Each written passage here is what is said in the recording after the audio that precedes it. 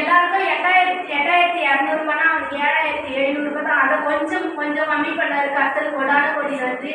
இசப்பா அவனுக்கு ரொம்ப அதிகமாக உதவி செய்கிறாரு. கர்த்தருக்கு நன்றி செலுத்துகிறேன். அது மட்டும் இல்லை, என் கூட வேலை செய்கிறாங்க இந்துன்னு சொல்லிட்டு ஒருத்தவங்க. அவங்களுக்கு கல்யாணம் ஆகி 7 வருஷம் ஆயிடுச்சு, குழந்தையே இல்லை. அவங்க சொல்லுவாங்க, நானும் கிறிஸ்டின் தான், ஆனால் நீ கிட்சன் கிட்ட சொல்றியா? சின்ன பசங்க ஜாப்ல தான் ஏசப்பா சீக்கிரமாக கேட்பாரு, நீ அவங்ககிட்ட சொல்லுன்னு சொல்லுவாங்க.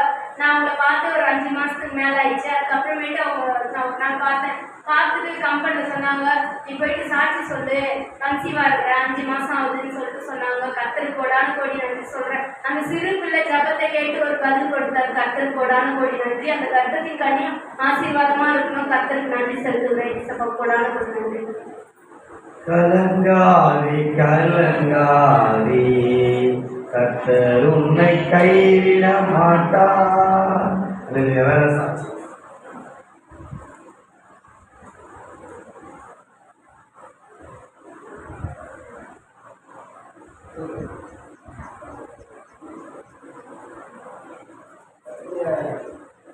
கர்த்தருடைய நாமம் மகிமைப்படுவதாக.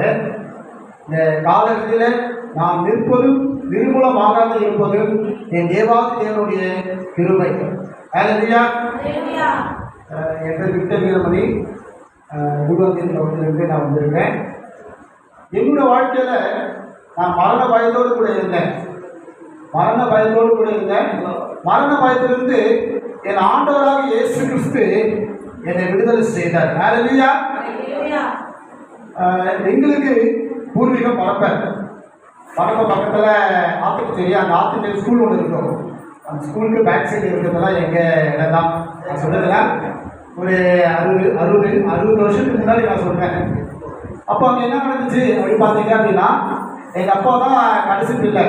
எங்கள் அப்பாவோட கூட பிறந்த 2 அண்ணன், ஒரு அக்கா. அங்கே என்ன பண்ணுவாங்க, எங்கள் அப்பாவோட அப்பாலாம் என்ன பண்ணுவாங்க, அவங்க தாய் மாமாலாம் என்ன பண்ணுவாங்க அப்படின்னா, ரத்த காட்டறி கும்பிடுவாங்க. அடிக்கடி ஒரு இது டாக்டர் தான் நான் வந்து ரசிக்கப்படுறது. ரத்த காட்டறி வந்து என்ன பண்ணுவாங்க, அவங்க வந்து வழிபட்டே இருப்பாங்க.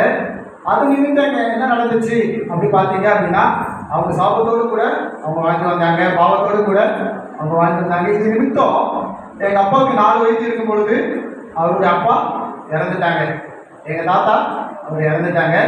இறந்து பின்பு என்ன நடந்துச்சு அப்படின்னா, எங்கள் அப்பாவோட பெரிய தாய் மாமா அவரு, அதுக்கப்புறம் எங்கள் அப்பாவோட பெருமா, எங்கள் அப்பாவோட அம்மா, அண்ணங்க, அக்கா எல்லாரும் கூட்டிட்டு என்ன பண்ணிட்டாரு, எங்கள் அப்பாவோட பெரிய தாய் மாமா என்ன பண்ணிட்டாரு, நம்ம சைதாப்பேட்டை போயிடலாம் அப்படின்னு வாங்க சொல்லிட்டு என்ன பண்ணிட்டாங்க, எல்லாருமே சைதாப்பேட்டை போயிட்டாங்க. சைதாப்பேட்டை என்ன நடந்துச்சு அப்படின்னா, அந்த கைத்தறி நிறைய இது பண்ணுவாங்க. இந்த எப்படி சொல்கிறது, லுங்கி இது பண்ணுவாங்க. அந்த ஒரு வியாபாரத்தை என்ன பண்ணாங்க, அவங்க சைதாப்பேட்டில் வந்து தொடங்கினாங்க. அது மூலயமா ஒரு 30-35 பேர் என்ன பண்ணாங்க, அங்கே வேலையை செஞ்சாங்க. அது ஒரு கிரௌண்ட் இடம் வாங்க அவங்க உதவி செஞ்ச நேரத்தில், அந்த நேரத்தில் ஒரு கிரௌண்டை வீடு கட்ட அவர் உதவி செஞ்சார். அங்கேயும் என்ன நடந்துச்சு அப்படி பார்த்தீங்க அப்படின்னா, அங்கேயும் ரத்த காட்டிலேயே அவங்க வந்து வழிபட்டு கொண்டு இருந்தாங்க. வழிபட்டு பின்பு என்ன நடந்துச்சு, எங்கள் அப்பாவுக்கு ஒரு 25 வயசு இருக்கும். நாங்கள் அங்கே எங்கள் அப்பா இருக்கும்போது பெரிய ஒரு கிணறு இருக்கும். எங்கள் வீட்டுக்கும் பக்கத்து வீட்டுக்கும் பெரிய கிணறு இருக்கும். அந்த பெரிய கிணறு என்ன பண்ணிட்டாரு, எங்கள் அப்பா விழுந்துட்டார். ஆனால் அந்த நேரத்தில் ஆண்டு என்ன பண்ணாரு, எங்கள் அப்பாவை பாதுகாத்தார். எங்கள் அப்பா இன்னொரு வந்துட்டார். அதுக்கப்புறம் எங்கள் அப்பாவோட பெருமா அவங்க விழுந்துட்டாங்க. எங்கள் அப்பாவோட சின்ன தாய் மாமா அவங்க என்ன பண்ணிட்டாங்க, அதே கிணத்துல விழுந்துட்டாங்க. எங்கள் அப்பாவோட பெரிய தாய் மாமா ஒய்ஃபு அவங்க கேன்சர் வியாதினால என்ன பண்ணிட்டாங்க, அவங்க மறைச்சு போயிட்டாங்க. அதுக்கப்புறம் 97ஆம் வருஷம், அந்த வருஷத்தில் எங்கள் பெரிய பெருமா, அப்போ எனக்கு ஒரு 10 வயசு தான் இருக்கும். அந்த 97ஆம் வருஷத்தில் எங்கள் பெரிய பெருமா என்ன பண்ணிட்டாங்க, ஆஸ்துமா வியாதினால அவங்க மறைத்து போயிட்டாங்க. இப்போ எங்கள் அப்பாவோட பெரிய தாய் மாமா சொன்னா பார்த்தீங்களா, அவங்களும் என்ன பண்ணிட்டாரு, அவங்களும் இறந்துட்டாரு. இப்போது நான் என்ன சொல்கிறேன் அப்படின்னா, இதெல்லாம் பார்க்கும்பொழுது ஒரு மரண பயம், எனக்கு ஒரு 10 வயசு இருக்கும். அந்த நேரத்தில் ஒரு மரண பயத்தோடு கூட நான் இருந்தேன். என்ன இருந்தேன் அப்படின்னா, ஏன் எனக்கு அப்பயே ஆண்டு நல்ல நாமத்தை கொடுத்துருக்காரு, ஏன் இந்த மரணம்லாம் எங்கள் வீட்டில் நடக்குது, ஏன் அப்படி இவங்களாம் இறந்து போகிறாங்க, என்ன ரீசன், என்ன காரணம். அப்போ நான் அவங்களுக்கு கூட என்ன பண்ணேன், அந்த விக்கிர ஆரம்பம் தான் நான் வந்து வணங்கி கொண்டு வந்தோம். ஏன் இதெல்லாம் நடக்குதுன்னு சொல்லிட்டு நான் யோசனை பண்ண ஆரம்பிச்சா, ஒரு மரண பையனோட கூட வந்துச்சு. அந்த மரணம் போராடிட்டே இருந்துச்சு, ஏன் இதெல்லாம் நடந்துச்சு, அடுத்து நானாக இருப்பானா, இல்லை எங்கள் அம்மா இருப்பாங்களா, எங்கள் அக்கா இருப்பாங்களா, அதுக்கப்புறம் எங்கள் அப்பா திருப்பி மறித்து போயிடுவாரா, அந்த மாதிரி என்ன பண்ணோம், எங்கள் அப்பா திருப்பி கிணத்துல இருந்துவாரா, இப்பெல்லாம் நான் என்ன பண்ணேன், யோசனை பண்ண பயத்தோடு கூட தான் இருந்தேன். இதனால அதுக்கப்புறம் என்ன நடந்துச்சு அப்படி பார்த்தீங்க அப்படின்னா, ஆண்டவராக இயேசுவை எங்கள் பெரியப்பா பொண்ணு ஒருத்தங்க அவங்க ஏற்றுனாங்க. அவங்க ஏற்றுக்கொண்டு என்ன பண்ணாங்க, தொடர்ந்து ஜெபம் பண்ணாங்க. 2000 வருஷத்துல என்ன நடந்துச்சு, எங்கள் அக்காவுக்கு ஒரு கல்லில் வந்து ஒரு கட்டி வந்துச்சு. அந்த கட்டி வந்து ஆப்ரேஷன் பண்ணணும் அப்படின்னு சொல்லி என்ன பண்ணாங்க, டாக்டர் சொன்னாங்க. நாங்கள் வீட்டிலேருந்து கிளம்பி வந்தோம். வெளியில் வரும்போது ஒரு சகோதரி வந்தாங்க. அப்போ அந்த வீக்னஸ் டைம் மே மாதம் வந்து நீங்கள் வாங்க, ஆண்டவர் உங்களுக்கு சுகம் கொடுப்பாரு, உங்களுக்கு ஒரு அற்புதம் செய்வார் அப்படின்னு சொல்லி அவங்க சொன்னாங்க. எங்களை கூட்டு போனாங்க, ஜெபம் பண்ணாங்க. அந்த கட்டி என்ன பண்ணுச்சு, உடைக்கப்பட்டுச்சு. ஹல்லேலூயா. அதுக்கப்புறம் அது 2ஆம் வருஷத்துல வாடகைதாரர்கள் 2 ஐயாமார்கள் என்ன பண்ணாங்க, மர்மமான முறையில் அவங்க இறந்துட்டாங்க. ஒரு ஐயா என்ன பண்ணாரு அப்படின்னா, நல்லா தூங்கினாரு, காலையில் நைட்டு தூங்கினா காலையில் அவரால் எழுந்திருக்க முடியல, மறித்து போயிட்டாரு. இன்னொருத்தர் என்ன பண்ணாரு, பேசிகிட்டே இருந்தார், மூடியில் வந்து நரம்பு வந்து வெடிச்சிச்சு. இப்போது அந்த வீட்டில் இதுவே தொடர்ச்சியான என்ன இந்த டெத்துக்கள் இறப்புகள் வந்துட்டே இருந்துச்சு. மறுபடியும் ஒரு பயம் இருந்துச்சு. அப்போ என்ன பண்ணுவோம், 2007ஆம் வருஷத்துல முழுமையாக ஆண்டவராக இயேசுவை ஏற்றுக்கொள்ளும்படியாக ஆண்டவர் என்ன பண்ணாரு, உதவி செஞ்சார். அந்த 2007 நாங்கள் தொடர்ச்சியாக நாங்கள் ஜெபம் பண்ணோம். அங்கே சபைக்கு ஒரு நல்ல சபை, ஆவிக்குரிய சபைக்கு போகும்படியாக ஆண்டவர் உதவி செஞ்சார்.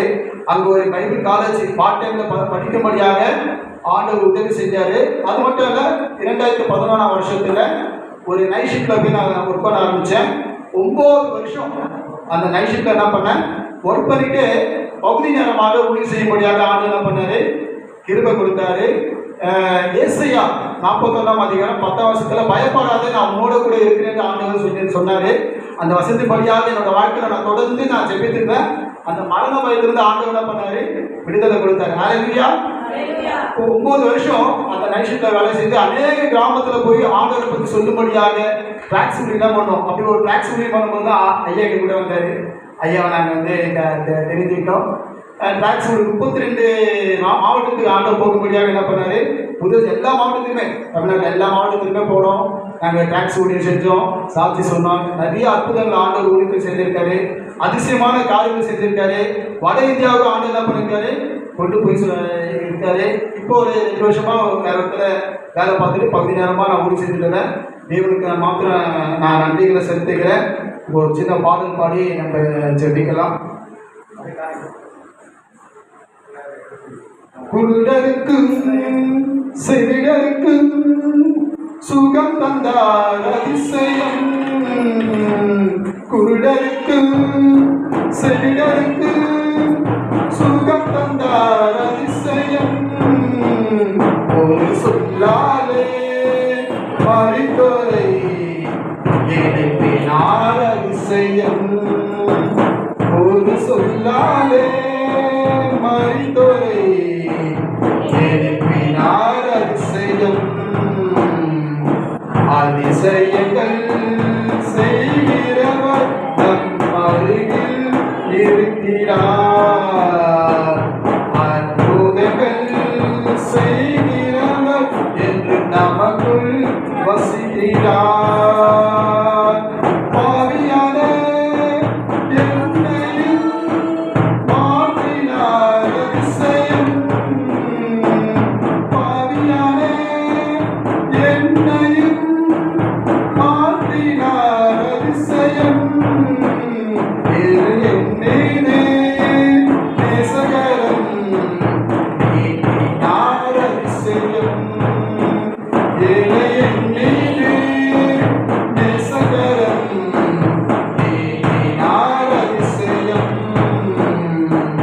அதிசயங்கள் செய்கிறவர் நம் அருகில் இருக்கிறார், அற்புதங்கள் செய்கிறவர் என்று நமக்குள் வசிக்கிறார்.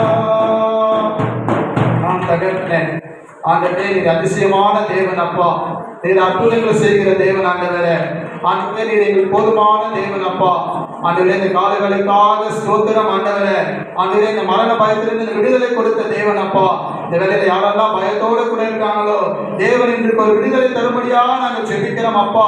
யோவான் 16:20 ஆண்டவரே, உங்கள் துக்கம் சந்தோஷமாய் மாறும் என்று சொன்னீரே தகப்பனே. அந்த எங்கள் துக்கத்தை நீ சந்தோஷமாய் மாற்றினீரே தகப்பனே. இதே போல ஆண்டவரே அப்பா, அந்த வட்டாரத்துக்காக நான் கடந்து வருகிறோம் ஆண்டவரே. காஞ்சிபுரம் பகுதிக்காக நான் கடந்து வருகிறோம் ஆண்டவரே. ஆண்டவரே சிவன் ஜெபவிதிக்காக கடந்து வருகிறோம் தகப்பனே. ஆண்டவர் இந்த ஊழியத்தை ஏற்படுத்தின எல்லா தயவுக்காக கிருபைகளுக்காக ஸ்தோத்திரம் ஆண்டவரே. ஆண்டவர் ஊழியத்தை குறித்து நீ என்னெல்லாம் நோக்கம் வைத்திருக்கிற ஆண்டவரே, அந்த நோக்கத்தை அப்பா இந்த ஏரியாவில் செயல்படுத்தும்படியா நாங்கள் செபிக்கிறோம் ஆண்டவரே. அதிசயமான காரியங்களை செய்யும்படியா நாங்கள் செபிக்கிறோம். அற்புதமான காரியங்களை ஆண்டவரே செய்யும்படியா நாங்கள் செபிக்கிறோம் ஆண்டவரே. ஆண்டவர் எங்களோட கூட நீ பேசும்படியா நாங்கள் செபிக்கிறோம் அப்பா. நீ என்ன வசந்தை ஆண்டவரை நீ வைத்திருக்கிறோம், அந்த வசந்த மூலமாக ஆண்டவரை இன்னைக்கு எங்களோட கேட்கும்படியாக ஆண்டவரை அந்த வசந்தபடியாக நாங்கள் வாழும்படியாக நாங்கள் செபிக்கிறோம் அப்பா. எங்களை தாழ்த்து கிடைக்கிறோம் ஆண்டவராக இயேசு கிறிஸ்து மூலமா செபிக்கிறோம் நல்ல பிதாவே.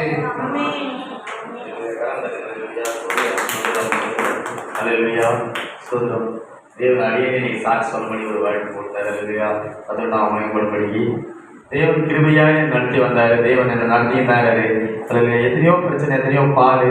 ஏன்னா பார்க்குறவங்க பார்க்குறாங்க, எங்கே திருட்டு வந்த மாதிரியே பார்க்குறாங்க, எங்கே திருட்டு வந்த மாதிரியே பார்க்குறாங்க. இல்லையா எங்கே கொள்ளடிச்சு அந்த மாதிரியே பார்க்குறாங்க. ஏன்னா அவ்வளோ சமயம் நடந்துச்சு இந்த வேலைலாம் பாருங்க. சாப்பாடு நடந்துச்சு, வீடு கட்டப்பட்டுச்சு, கார் இருந்துச்சு, எங்கே கொள்ளச்சான்டா, யாரும் ஏமாத்தான்டா. இது ஒரு கூட்டம் பேசி சுற்றிக்குது, அது ஒரு கூட்டம் அவனுக்கு போய் சுற்றுது. கத்த நடந்துச்சுன்னா சொல்ல வரேன், ஒரு கூட்டம் சுற்றுது. அவன் கடையை அழிச்சிடணும், அவன் கடையை அழிச்சிடணும் அப்படின்னு ஒரு கூட்டம் சுற்றிக்குது. பரவாயில்ல, அதை எதை அழிச்சாலும் நம்ம பண்ணுறேன். கத்திரையா கொடுக்குறாரு. என் அழிக்க நினைக்க நீதான் கீழே போவேன். நான் அழிக்க மாட்டேன். அது தேவன் நடத்திக்கிறேன், தேவன் நடத்த சொல்கிறேன். இங்கே இருக்கிற அத்தனை வீட்டுக்காரன் வந்து இங்கே தான் எல்லாமே ஒரு டீம், இது ஒரு டீம் போட்டு அது ஒரு டீம் நடத்துது. அது ஒரு அம்மா அவருக்கு என்ன பண்ணுறாங்க, வெயிட் பண்ணுறாங்க. அவங்கள்ட்ட எதுக்கு போவாங்க, அவங்க எதுக்கு வராதிங்க,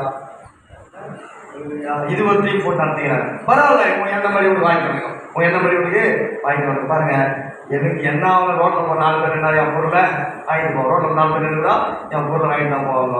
கற்று பாருங்க, மழை மேலே போட்ட என்னைக்கும் மறைஞ்சிருக்காது. நான் போயிட்டு பூநூல் போட்டு நான் ஐந்து சொல்லுவாங்க, நான் பூநூல் போடலாம் ஆயிருந்தா இல்லையா, பூநூல் போடலாம் ஆயிருந்தா.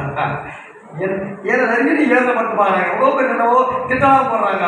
அவங்க திட்டலாம் பலிக்காருன்றது எனக்கு தெரியும். நைட் நல்லா தூங்கிக்கிறேன், கரெக்டாக மணி 1 மணி இருக்கும். தட்டி எழுந்து உட்காந்து ஜோம் பண்ணுச்சு. எனக்கு ஒன்றுமே புரியல, யாரை சொன்னாங்க ஏன் உட்காந்து சொல்லி. ஏன் உட்காந்து நீங்க வெளியாலும் 3 மணிக்கு அப்படியே சொல்ல உட்காந்துருந்தேன். சொல்லி முடிச்சுட்டு அப்படி தூங்கிட்டு அங்கேயே பண்ணிட்டு நான் மட்டும் தூங்கிட்டுக்கிறேன். ஏன்னு பார்த்தா மணி அந்த அடிச்சிடறேன்.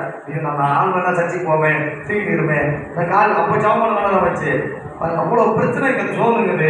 அந்த பிரச்சனை தேவன் என்ன நடத்தி கொண்டிருக்காரு. நான் யாரையும் ஏமாத்தல, யாரையும் கொள்ளடிக்கல.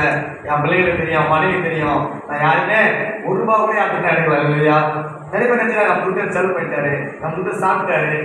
எல்லாரும் உண்மையாக நினைப்பேன், எல்லாருக்கும் உண்மையாக நினைப்பேன். அவங்க ரேஷன் கார்டு வாங்கிட்டு வரும்போது அவங்க நம்ம மனசு பண்ணாங்க. போய் நான் அன்னைக்கு கூட போயிட்டு இதுக்குன்னு பைக் எடுத்து போனேன். போயிட்டு அந்த தம்பி திட்டிட்டு ஒன்றும் பணம் கொடுக்கு, ரேஷன் கார்டு கொடுத்தேன். ரெடி பண்ணிட்டு நான் ஃபோன் பண்ணுறேன், அவங்க ஃபோன் எடுத்து ரெஸ்பான்ஸே பண்ணல. ரெடி பண்ணியாச்சு, ஃபோனில் பேசுகிறாங்க. அடுத்த மாதம் அரிசி வாங்கன்னு பண்ணியாச்சு. ஃபோனில் யாருன்னு எடுக்கல, 3 ஃபோன் அடிக்கிறேன். அங்கேருந்து பேசுகிறாங்க, அந்த ஃபோனில் ஓடி கேமரா வரல, சொல்லல, யாரும் எடுக்க மாட்டாங்க. நான் என்ன பண்ண சொல்லுங்கள். அதே மாதிரி என் தங்கச்சி பொண்ணோட அந்த 4 நாள் மதியாமே ஓடிடுது. அது என் மதியம் நான் கோச்சிக்கவே இல்லை. ஏன்னா அது வந்து ஒரு பிசாஸ் கிரியேட் பண்ணுது. அவனுக்கு அவங்க விட்டேன், காத்து 1 நாள் தீபாவளி விட்டாரு, 1 நாள் தீபாவளி விட்டாரு. என்னை யாரையும் கிடைக்க நினைக்க மாட்டேங்க. உண்மையாகவே சொல்கிறேன், என் உள்ளத்தில் என்னையுமே கேடு கிடையாது, என் இதத்துல கேடே கிடையாது. நிறைய பேர் சாமி வேலை நான் கோச்சிக்கிறேன்னா வந்தா ஒரு காசு வந்து வரனால உண்மை ஒரு பிரச்சனை. ஏன்னா வரல ஒரு சாப்பிட சொல்லவே மாட்டேன். நான் சொல்ல மாட்டேன், எங்க இருந்தாலும் இல்லைங்க. நான் மற்ற தீர்க்க 4 படி எடுத்துக்க மாட்டோம். வசனம் சொல்லுது, நாங்கள் ஐயா மற்ற தீர்க்க 4 படி எனக்கு தீர்க்கப்படுமா. அப்போ நான் ஒருத்தர் குற்றவாளி தீர்க்கப்படுவாங்க. இதுதான் நான் தெரிஞ்சுக்கிற விஷயம்.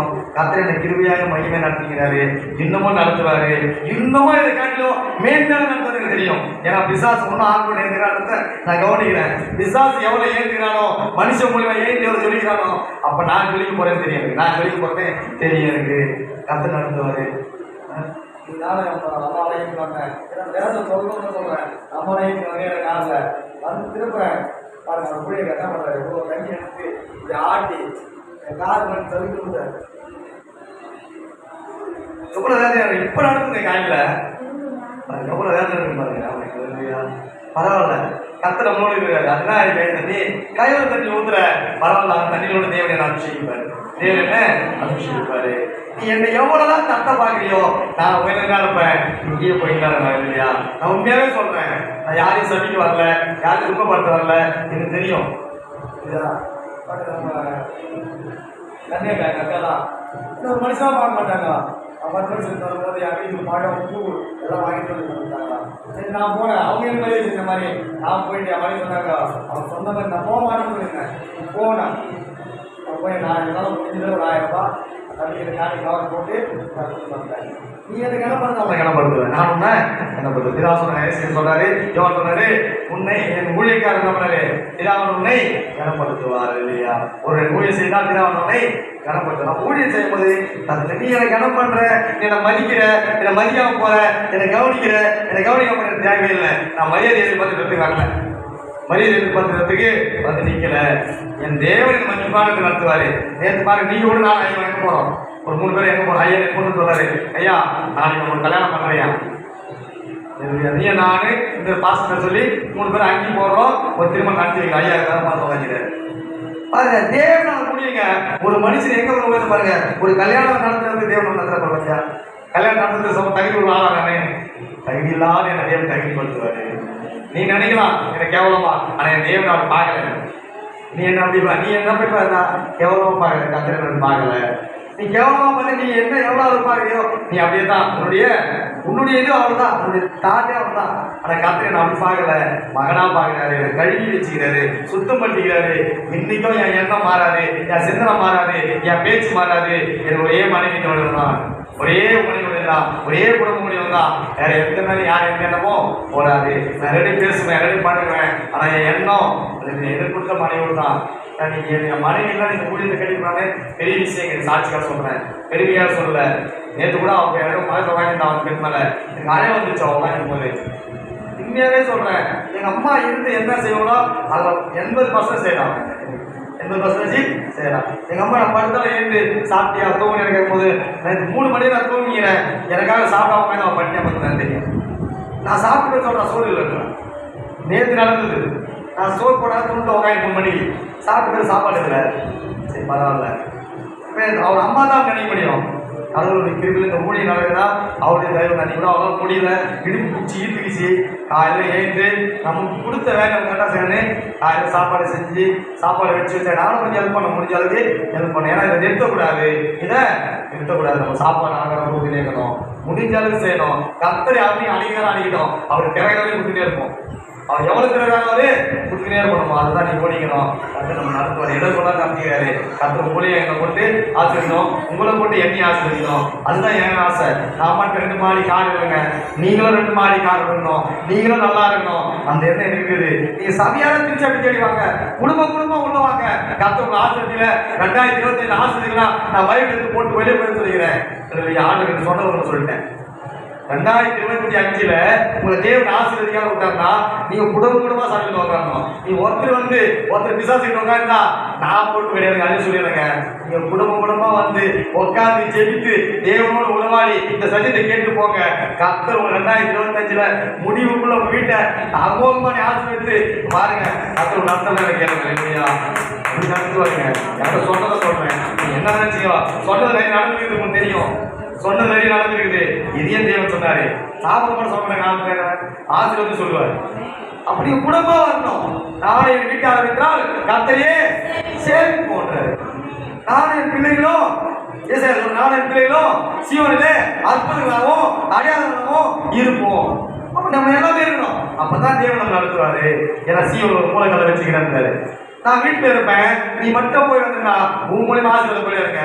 எல்லாமே வந்து உட்காரியாதான் அவங்க மேல இருக்கிற அவங்க பாவங்கள், அவங்க மேல அபிஷேகம் ஆசீர்வாதம் என்ன பண்ணுவான்? பெற்றிடம் போலாம், கைவிட்டும் போலாம், பெற்றிடம் போலாம். இதுதான் தேடி வர கத்துக்க. நேரத்தோடு வாங்க. உங்களை தயவா கேட்கிறேன், சபை கொடுத்து கூட நேரத்தோடு வாங்க, ஆயத்தமா வாங்க. நான் பாட்டு பாட போறேன், நான் பேண்ட் அடிக்க போறேன், நான் வாசிக்க போறேன், நான் ஜெபிக்க போறேன். நேரத்தோடு வந்தா கரெக்டா இருக்கிறது கொடுத்துருக்கு. பாருங்க, நீங்க 2 பேரும் ஜபம் கொடுக்க முடியல. நான் மணிக்கே ஜபம் கட் பண்ணிட்டேன். அவன் கோச்சிலாம் பரவாயில்ல, மற்ற கோச்சு கூடாது. எல்லாம் போய் ஜெபிக்கணும். ஐயாவோட கூட்டத்துக்கு போவோம். தேவ ஐயத்துக்கு ஒரு ஆள் இல்லாம கொடுப்பாரு ஜபத்தை. ஒரு ஆள் இவங்க அவங்களாம் பார்க்க முடியாது, வேறு கூட பார்த்து ஏன்னா எல்லா ஜெபிக்கும் போது தான் கத்து பெரிய காரியம் செய்வா. கத்து நான் வாங்கி முடியாது, கத்து கிருமியா நடந்தாரு, இன்னமும் நடக்கணும், நிறைய பிரச்சனை இருக்குது, காருக்கு டிவி கட்டணும், அது வாகன கடத்துல கொஞ்சம் கொஞ்சம் கணக்கு பண்ணணும், அது பிரச்சனைகளாக இருக்க ஜாப் பண்ணுங்க, கத்துற வீட்டுக்கணும், 10 டைல்ஸ் போட்டே ஆகணும். வாங்கி இருக்கா டைல்ஸ் போட்டு தேவன் கொஞ்சம் பணம் கொடுத்தேன், நான் கடையில் போட்டேன், அது என் ரொம்ப பிடிச்சிட்டு இருக்கு. காசு ஆர்டர் கொடுத்து நம்ம கடையில் போட்டுமே, சபையில் டைல்ஸ் போட்டேன்னு இந்த டைல்ஸ் போடணும், கிரில்லு போடணும், 10 நான் ஐயா ஜாப் பண்ணணும், பெரிய செட் அடிச்சு நீங்க பெரிய ஒரு கூட்டம் நடக்கணும் இல்லையா? நான் பிளான் பண்ணிக்கிறேன் இல்லையா? யாரை வர வைக்கலாம், நாங்கள் ஐயா அடிக்கடி பேசுவோம், யாரை வர வைக்கலான்னு பேசிட்டாங்க. பெருசாக கண்டோஸ் மீட்டிங் 3 நாள் மீட்டிங்கு கண்டிப்பாக இந்த ஆண்டு நடக்கும். நாட்டில் நடக்கணும், 2 மாதம் நடக்கணும். அதுதான் எங்களுக்கு ஜபம். நீங்களும் பண்ணுங்க. விடுதலைக்காக தான், ஏதோ எதுக்காக நான் பெரிய ஆகிறதுக்காக இல்லை, விடுதலை நடத்துக்காக தான் இருக்கிறோம் இல்லையா? சோதரம் பண்ண இல்லையா? கையில் கட்டி ஐயா கிட்ட கொடுப்போம். ஐயா நம்ம நாட்டில் கத்தலாம் இல்லையா? சோதரம்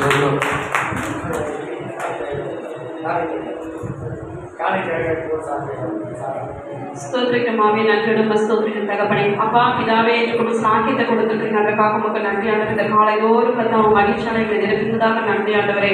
இதை சொன்ன சாட்சிகள் கத்தாவே ஆண்டவரே, இன்னும் அதிகமாக உண்மை உள்ள சாட்சிகள் கத்தாவை எழுப்பத்தக்கதான் ஞானத்தை கொடுங்கப்பா. ஆவியானவர் கத்தாவே நீதான் கத்தாவை நடத்துகிறது ஒவ்வொரு உள்ளத்தில் இங்கே பேசும்படியாக செபிக்கிறோம் ஆண்டவரே. கொடுத்த கரங்களை தகப்பன் தாமே கத்தாவே ஆண்டவரே ஸ்தோத்திரம் தகப்பனே. அவங்க கையின் பிரயாசத்தை நீங்க ஆசீர்வதிப்பீராக. உங்களை நான் ஆசீர்வதிப்பேன் என்று சொன்னீங்க ஆண்டவரே. அந்த கரங்களை சோர்ந்து போகாதபடிக்கு பலத்தினால இடக்கட்டும்படியாய் செபிக்கிறோம் ஆண்டவரே. நீங்க பெரிய காரியங்களை செய்து வழிநடத்துங்க. மீட்பரை சுமச்சமைக்கு நடத்தி உள்ள பிதாவே, ஆமென்.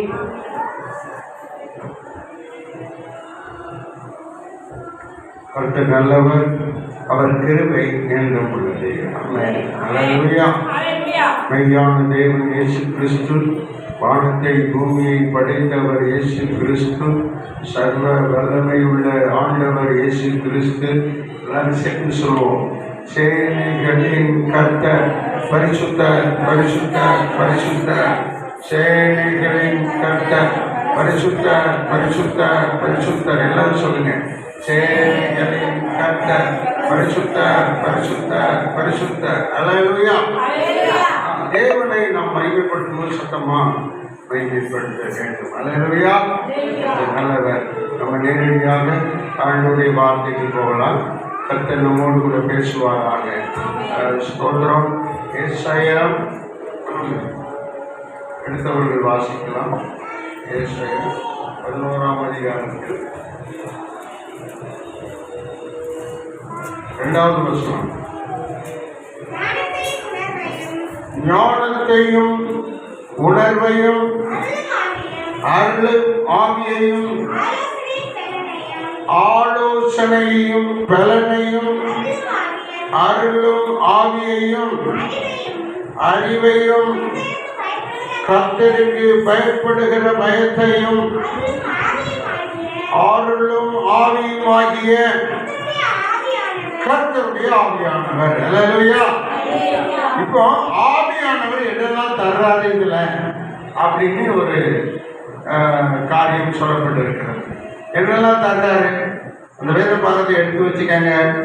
ஏசாயா 11:2 அதுல ஆவியானவர் தான் எல்லாவற்றையும் அருளுகிறவராக இருக்கிறார். வாசிங்க திரும்ப ஒரு முறை. ஞானம் உணர்வு 2, ஆலோசனை பலன் அருளும் ஆவியும் அறிவையும் கர்த்தருக்கு பயப்படுகிற பயத்தையும் அருளும் ஆவியாகிய கர்த்தருடைய ஆவியானவர். அல்லேலூயா. அல்லேலூயா. கர்த்தருடைய ஆவியானவர் தான் இந்த 6 காரியத்தை நமக்கு அருளுகிறார்.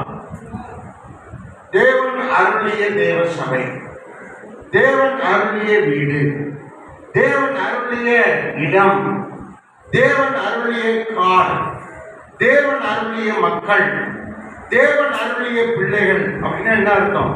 ஆண்டவர் நமக்கு கொடுத்த காரியங்கள். அல்லேலூயா.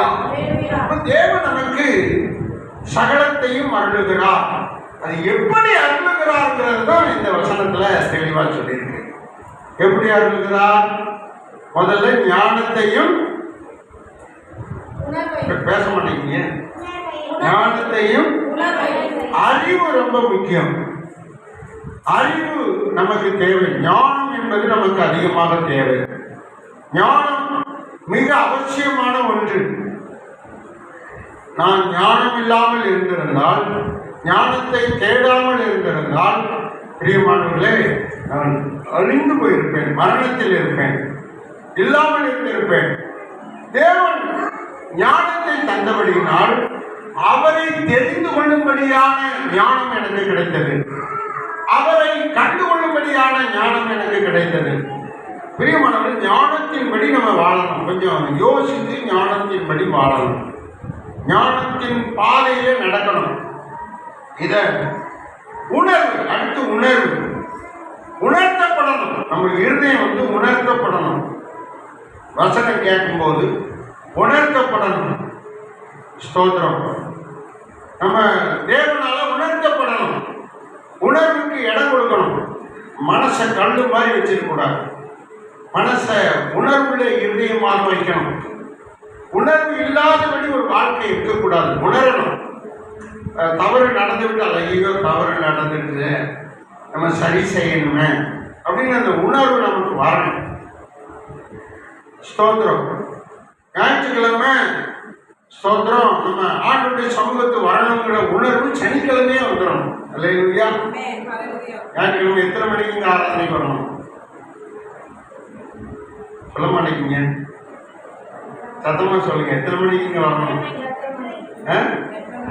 8:30 மணியா 8 மணியா? 8:30 மணி. 8:30 மணி ஆராதனை. ஏன் சாயங்காலம் 8:30 மணிக்கு வச்சாங்க? பைபிள் என்ன சொல்லுது? இன்னைக்கு வாசித்த சங்கீதத்துல கடைசி வசனத்துக்கு முந்தின வசனத்தை வாசிங்க. இன்னைக்கு வாசித்த சங்கீதத்துல கடைசி வசனத்துக்கு முந்தின வசனம் வாசிங்க. கர்த்தருக்கு ஸ்தோத்திரம். என்ன எழுதியிருக்குது? ஆண்டவர் அங்கே என்ன சொல்கிறார்? நான் காலையில அந்த வசனத்தை வாசிங்க. நான் உம்முடைய வல்லமையை பாடுவேன்,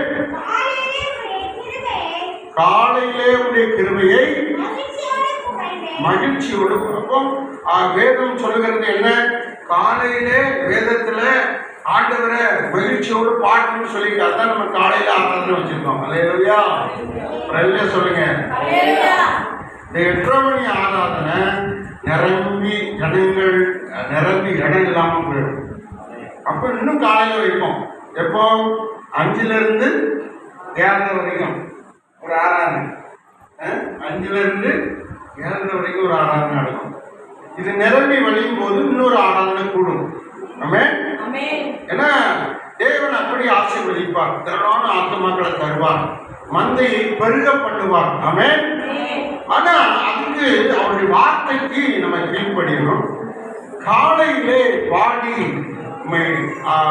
மகிழ்ச்சியோடு உங்களுடைய சமூகத்தில் காணப்படுவேன். மீண்டும் வாசிங்க அந்த வசனத்தை. ஞானத்தையும் உணர்வையும் அருளுமாகியும் ஆலோசனையும் பலனையும். ஆலோசனையும் ஆண்டவர் தான் அருளுகிறார். பலனையும் நமக்கு ஆண்டவர் தான் அருளுகிறார். நமக்கு பலன் மிக அவசியம். எழுந்திருக்க முடிஞ்சாதான் ஆராதனைக்கு வர முடியும். அதான உண்மை. வீட்டில் படுக்கையிலிருந்து எந்திரிக்க முடியல, கை விலங்கல, கால் விலங்கல, சுகம் இல்லை, காய்ச்சல், தலைவலி இதெல்லாம் இருந்துச்சுன்னா நமக்கு ஆண்டவர் ஆராதிக்க வர முடியாது. அப்போ அந்த சுகத்தை கொடுத்து அந்த பலனை கொடுத்து அவர் நம்ம பலப்படுத்தி இருக்கிறபடினாலதான் நமக்கு வர முடிகிறது. அந்த பலனை கூட இயேசுதான் நமக்கு அருளுகிறார். அல்லேலூயா. ஆண்டவரே, நீ தந்த பலனுக்காக ஸ்தோத்திரம். நீ தந்த ஞானத்துக்காக ஸ்தோத்திரம். நீ தந்த உணர்வுக்காக ஸ்தோத்திரம். எத்தனை பேர் ஆஸ்பத்திரியில் இருக்காங்க, எத்தனை பேர் ஜெயிலில் இருக்காங்க, எத்தனை பேர் காட்டுக்குள்ள மாட்டிக்கிட்டு இருக்கிறாங்க. ஆனா நாம விடுதலையாக்கப்பட்டு சுகமாக்கப்பட்டு நல்ல புத்தியோடு தேவ சமூகத்தில் இருக்கிறோம். இப்படிப்பட்ட வாக்கியம் சுலாக்கியம் தேவன் நமக்கு கொடுத்திருக்கிறார். நிறைய பேர் கடன் பாரத்துல மூழ்கி போய் ஞாயிற்றுக்கிழமை கூட வேலைக்கு போறாங்க. காரணம் என்ன? ஸ்தோத்திரம். அவர்களுக்கு அந்த இளைப்பாறுதல் கிடைக்கல. அல்லேலூயா. இளைப்பாறுதல் கர்த்தரிடத்திலே பெற்றுக்கொள்ள வேண்டும். உணர்வை பெற்றுக்கொள்ள வேண்டும். உணர்வு நமக்குள்ளே இருக்க வேண்டும். கர்த்தருக்கு ஸ்தோத்திரம். ஞானத்தை பலனையும் உணர்வையும் அருளும் ஆவியையும். அடுத்து வாசிங்க. அறிவியல் கர்த்தருக்கு பயப்படுகிற பயம். அறிவுனா படிச்சு வருகிறது, படிச்சு நமக்கு வருகிற அறிவு, படித்த படிப்பினாலே நமக்கு வருகிற அறிவு, மற்றவர்கள் எழுதி வைத்த புஸ்தகத்திலிருந்து படிச்சு நமக்கு கிடைக்கிற அறிவு, அந்த அறிவை மற்றவர்கள் சொல்லுகிறதன் மூலமாக இப்ப வருகிற அறிவு, இதை நாம் பெருக்கிக் கொள்ள வேண்டும். இதுவும் தேவன் அவர் வேதத்தின் வழியாக நமக்கு கொடுத்து அதையும் நமக்கு அருளை செய்கிறார். அடுத்து கர்த்தருக்கு பயப்படுகிற பயம். நீங்க கர்த்தருக்கு பயப்படுகிற பயம் என்று எது சொல்றீங்க? கர்த்தருக்கு பயப்படுகிற பயம் தேவனுடைய வார்த்தைக்கு கீழ்ப்படுகிறதா கர்த்தருக்கு பயப்படுகிற பயம். ஞாயிற்றுக்கிழமை ஆராதனைக்கு போகும்போது நம்ம வெறுங்கையா போகக்கூடாது. இது கர்த்தருக்கு பயப்படுகிற பயம். கர்த்தருக்கு காணிக்கை கொடுக்க வேண்டும். 1ஆம் தேதி முதல் வாரத்துல ஆராதனைக்கு போகும்போது தசமபாகம் கொடுக்க வேண்டும். இது கர்த்தருக்கு பயப்படுகிற பயம். ஞாயிற்றுக்கிழமை வந்துட்டா குடும்பமா எல்லாரும் ஆராதனைக்கு போகணும், ஆராதனையில கலந்து கொள்ளணும், கடைசி ஆசீர்வாதம் ஆமென் சொல்ற வரைக்கும் இருக்கணும். இது கர்த்தருக்கு பயப்படுகிற பயம். வந்துட்டு இடையிலே ஓடுனா கர்த்தரை மதிக்கல, கர்த்தருக்கு பயப்படுகிற பயம் இல்லை அப்படிங்கிற மாதிரி அங்கே வேத வசனம் நம்மை கோடிட்டு காட்டுகிறது. பிரியமானவர்களே, அன்றைய கவனிங்க, தேவனுக்கு பயப்படுகிற பயத்தை, இந்த 6 காரியத்தையும் ஆவியானவர் தான் நமக்கு அருளுகிறார். அல்லேலூயா. தேவ ஆவியானவர் தான் நமக்கு அருளுகிறார். வேற யாரும் தரல, வேற யாருக்கிட்ட வரல. வேதம் சொல்லுகிறது ஆவியானவர் தான் அருளுகிறார். இல்ல இந்த 6ல ஒன்னே ஒன்று தான் நம்ம சிந்திக்க போறோம், தியானிக்க போறோம். எதை தியானிக்க போறோம்? ஆலோசனையை அருளும் ஆவியானவர் அப்படிங்கிறத மட்டும் நாம் தியானிக்க போறோம். அல்லேலூயா. ஆலோசனை எத்தனாவது பாயிண்ட்ல வருது? ஞானத்தையும் 2வது பாயிண்டா வாசிங்க.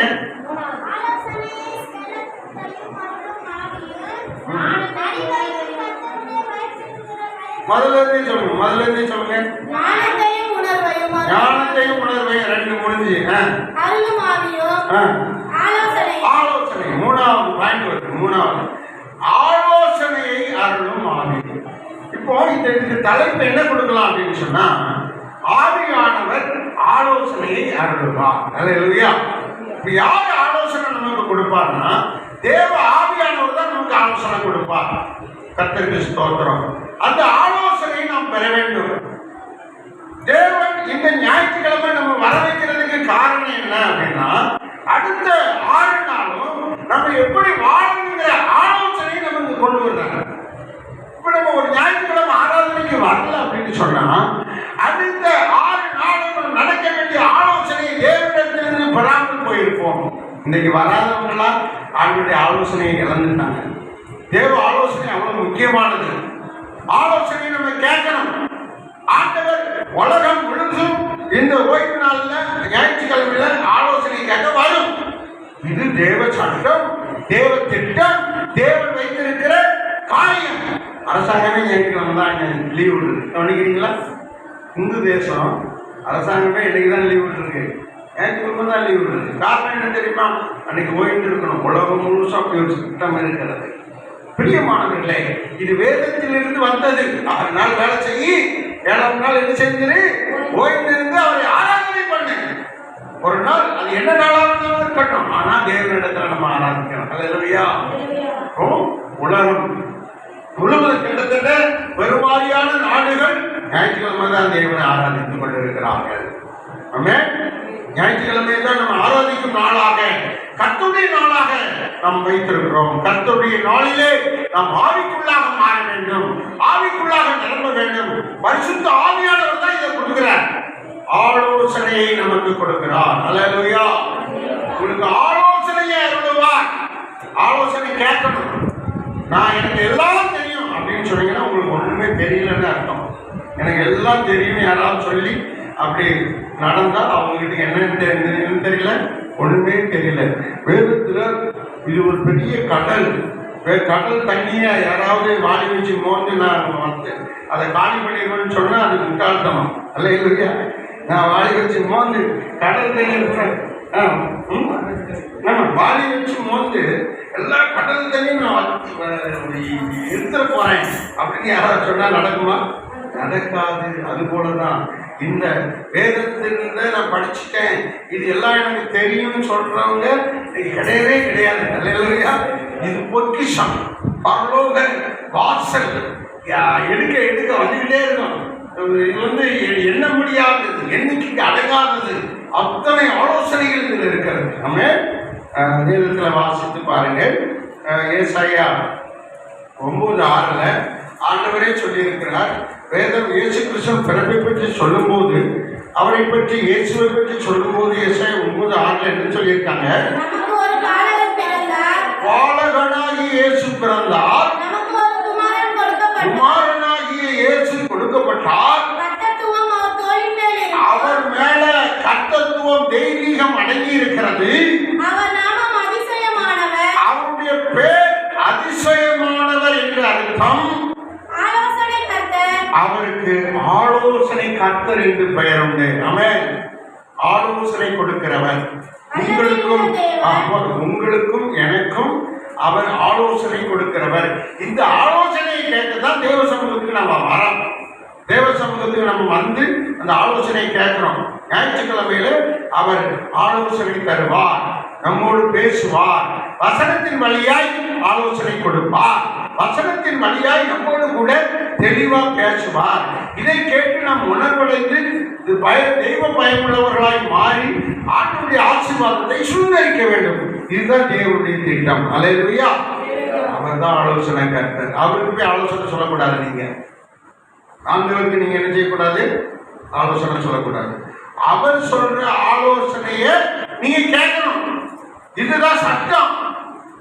அவருக்கு நீங்க ஆலோசனை சொல்லிக்கிட்டு இருக்க கூடாது. தேவன் நமக்கு ஆலோசனை சொல்லுவார், அதை நம்ம கேட்கணும். ஆண்டவரே இப்படி இல்லை, ஆண்டவரே அப்படியெல்லாம் சொல்லக்கூடாது. அப்படி சொன்னா ஸ்தோத்திரம் நம்ம அதிக பிரசங்கியா மாறிவிடுவோம். அல்லன்னா நம்ம ஸ்தோத்திரம் தேவனை எதிர்த்து பேசுகிறவர்களாய் மாறிவிடுவோம். தேவனை எதிர்த்து பேசக்கூடாது. யூதாவில் சொல்லியிருக்குது, எதிர்த்து பேசின பாவத்துக்கு உள்ளாகி. யூதா ஒரே ஒரு புஸ்தகம், அதை எடுத்து வாசிங்க. அதுல எதிர்த்து பேசின பாவத்துக்கு உள்ளாகி, அதுல ஒரு 3 பேர் போட்டிருக்கோம். யாரெல்லாம்? இந்த பணத்துக்காக ஓடினவன், யூதாஸ் காரியத்து, இவங்க எல்லாருடைய பேரையால போட்டிருக்கோம். அந்த பகுதியை எடுத்து வாசிங்க. எதிர்த்து பேசின பாவத்துக்குள்ளாகி. யூதா ஒரே ஒரு நிருபம் தான்.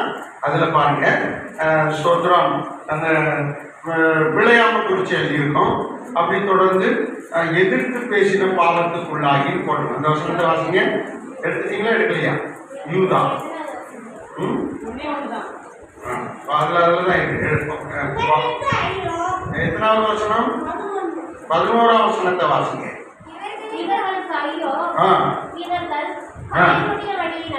யாருடைய வழியில? காயின் என்ன செஞ்சான்? நல்ல காணியை கொடுத்தவன போறாமையில கொலை பண்ணி போட்டான். அப்போ அந்த காயினுடைய வழி என்ன வழி? பொறாமப்படுறது, கொலை பண்றது, சண்டை போடுறது, யுத்தம் பண்றது, இது காயினுடைய வழி. ஆனா 2 பேரும் யாருடைய பிள்ளை தான்? ஆதாமுடைய பிள்ளை தான்.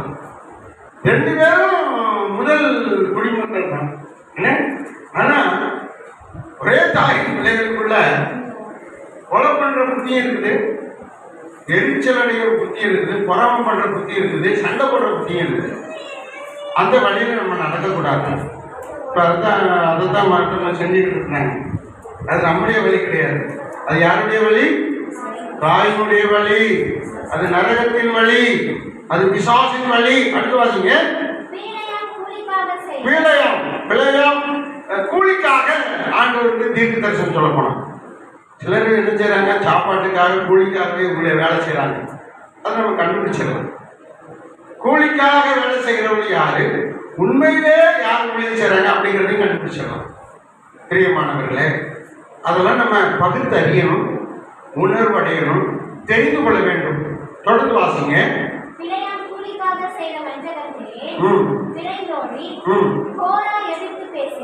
கோரா எதிர்த்து பேசின பாவத்துக்குள்ள. எதிர்த்து பேசுறது என்னது? பாவம். எதிர்த்து பேசுறது பாவம். தேவனை எதிர்த்து பேசுறது பாவம். சபைக்கு விரோதமாக எதிர்த்து பேசுறது பாவம். சபைக்கு விரோதமாக எழுந்து செயல்படுவது பாவம் என்று வேதம் சொல்லுகிறது. எதிர்க்க கூடாது. தேவன் சொல்லுகிற ஆலோசனையை கேட்கணும். சபையின் பிரமாணங்களுக்கு நம்ம கீழ்ப்படியணும். சபையின் சட்டத்திட்டங்களுக்கு நம்ம கீழ்ப்படியணும். இந்த ஆலோசனைக்கு நம்ம கீழ்ப்படியணும். ஆலோசனைக்கு கீழ்ப்படிந்தால்தான் நமக்கு ஆசீர்வாதம் வரும். ஆலோசனைக்கு கீழ்ப்படிந்தால்தான் தேவனுடைய மேன்மையை நாம் சுதந்திரிக்க முடியும். எதிர்த்து பேசுகிற பாவம் நமக்கு வரக்கூடாது. கூலிக்காக ஊழியம் செய்கிற காரியம் நமக்கு வரக்கூடாது. பிழையாவுடைய எரிச்சலும் சண்டையும் யுத்தமுமான அந்த வழி நம்முடைய வாழ்க்கையில வரக்கூடாது. ஆகையினால நம்ம நல்ல ஆலோசனைகளை கேட்க தேவனுடைய சமூகத்துல நம்ம கூடி வர்றதுக்கு நம்ம தகுதிப்படுத்திக் கொள்ள வேண்டும். கர்த்தர் தான் நமக்கு ஆலோசனை கர்த்தர். அல்லேலூயா. இயேசுதான் நமக்கு ஆலோசனை கர்த்தர். அவருடைய சபை தான் நமக்கு ஆலோசனை சொல்லணும். நம்ம ஆலோசனை கேட்டு அப்படியே கீழ்ப்படியணும். அல்லேலூயா. எதிர்த்து மிலிட்டரியில பாருங்க, அந்த கேப்டன் என்ன சொல்றாரோ அது அப்படியே எல்லாரும் செய்யணும். போர் வீரர்கள் எல்லாரும் செய்யணும். கீழ்ப்படிந்து செயல்பட வேண்டும். எதுவும் எதிர்த்து பேசக்கூடாது. சொன்னா சொல்றது அப்படியே கேட்கணும். ஓடுனா ஓடணும். ஷூட் பண்ணி அப்படின்னா ஷூட் பண்ணணும். எதிர் இருக்கிற யாரா இருந்தாலும் ஷூட் பண்ணி சொன்னா ஷூட் பண்ணிடணும். துப்பாக்கி எடுத்து சுற்றணும். நல்லதோ கெட்டதோ அது கிடையாது. கீழ்ப்படியணும். அதுதான் முக்கியம்.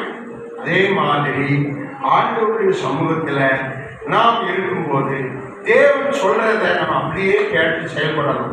தேவன் எப்படி பேசுவாரு? தேவன் எப்படி ஆலோசனை சொல்வாரு? தேவன் பரலோகத்திலிருந்து அவர் நமக்கு வார்த்தையை கொடுத்திருக்கிறார்.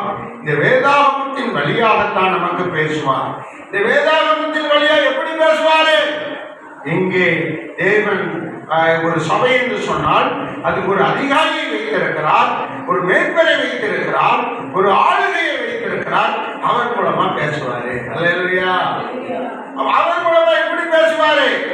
ஆவியானவர் அவரை நிரப்பும் போது, ஆவியானவர் அவருக்கு சொல்லிக் கொடுக்கிற போது, ஆவியானவர் பேச செய்கிற போது அந்த ஆவியானவரே உங்களுக்கு அந்த ஆலோசனை அவர் மூலமாய் பேசுவார். அல்லேலூயா. அதுக்கு நம்ம அப்படியே கீழ்ப்படியணும். ஆமென். 28, 29 ஏசாயா 28ஆம் அதிகாரம் 29வது வசனத்தை வாசிக்கும் போது அங்கே தேவன் சொல்லுகிறதை நீங்க கவனிங்க. ஆண்டவர் என்ன சொல்லுகிறார்? அவர் ஆலோசனை கர்த்தர். அவருடைய ஆலோசனை எப்படிப்பட்டது என்று சொல்லி அங்கே நாம் பார்க்கிறோம்.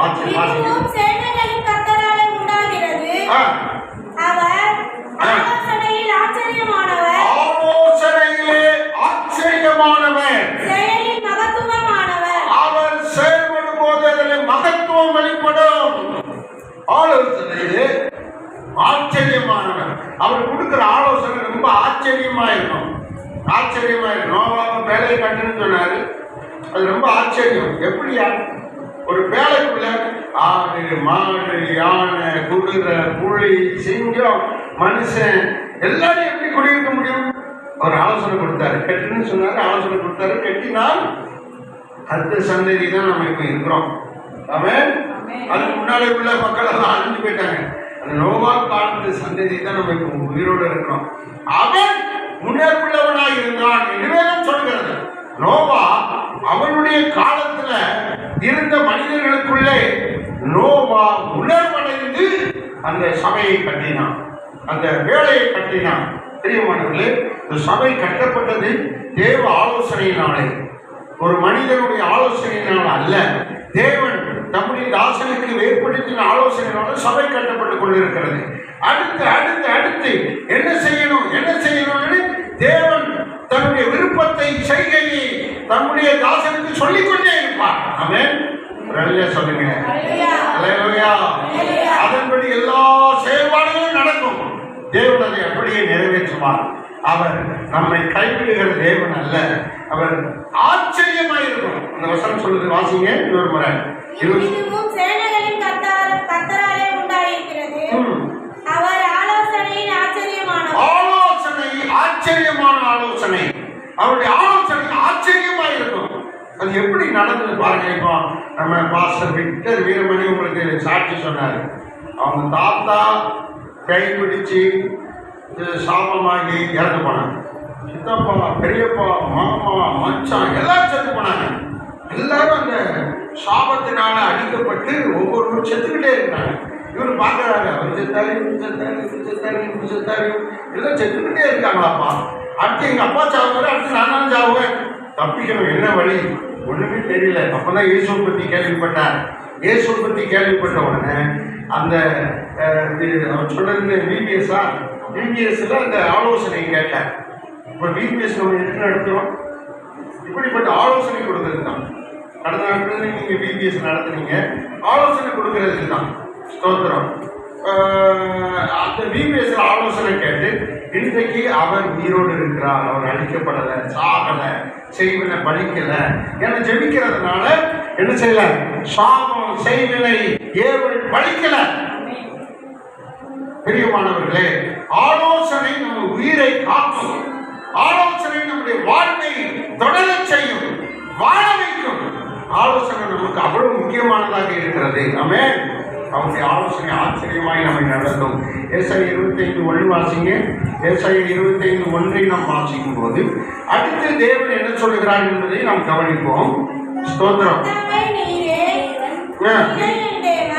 நீர்தான் என் தேவன், உம்மை உயர்த்துவேன், உம்முடைய நாமத்தை துதிப்பேன்.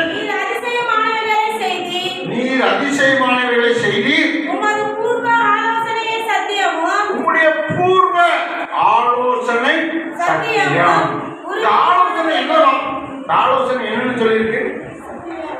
பூர்வ ஆலோசனை சத்தியம், உறுதி. அல்லேலூயா. இந்த ஆலோசனை தான் சத்தியம்.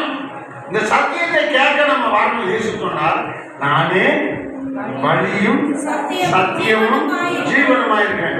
அப்போ இப்போ ஒரு ஆலோசனை கொடுத்துக்கிட்டு இருக்கிறோம். இந்த ஆலோசனை தான் என்னது? சத்தியம். அல்லேலூயா. இந்த ஆலோசனை தான் சத்தியம். கர்த்தருக்கு பயப்படணும், உணர்வடையணும், எதுக்கு பேசக்கூடாது. இந்த ஆலோசனை தான் என்னது? சத்தியம். அல்லேலூயா. இதுதான் இயேசு. இந்த சத்தியத்தை நாம் பெற்றுக்கொள்ள வேண்டும். உங்களுடைய பூர்வ ஆலோசனை தான் சத்தியம். அல்லேலூயா. இந்த சத்தியத்தை நாம் ஏற்றுக்கொள்ள வேண்டும். இந்த சத்தியத்தை நம்முடைய வாழ்க்கையில் அபியாசமாக்கிக் கொள்ள வேண்டும். ஆமென். நல்ல சொல்லுங்க. சரி, இந்த ஆலோசனை நிரந்தரமா எங்க இருந்து கிடைக்கும் அப்படின்னா வாசிங்க. என்னாகும் 27:21. என்னாகும் 27:21 என்ன சொல்லுது? எடுத்தவங்க வாசிங்க. என்னாகும் 27:21. ஸ்தோத்திரம். ஆண்டவர் என்ன சொல்லுகிறார்? என்னாகும் 27.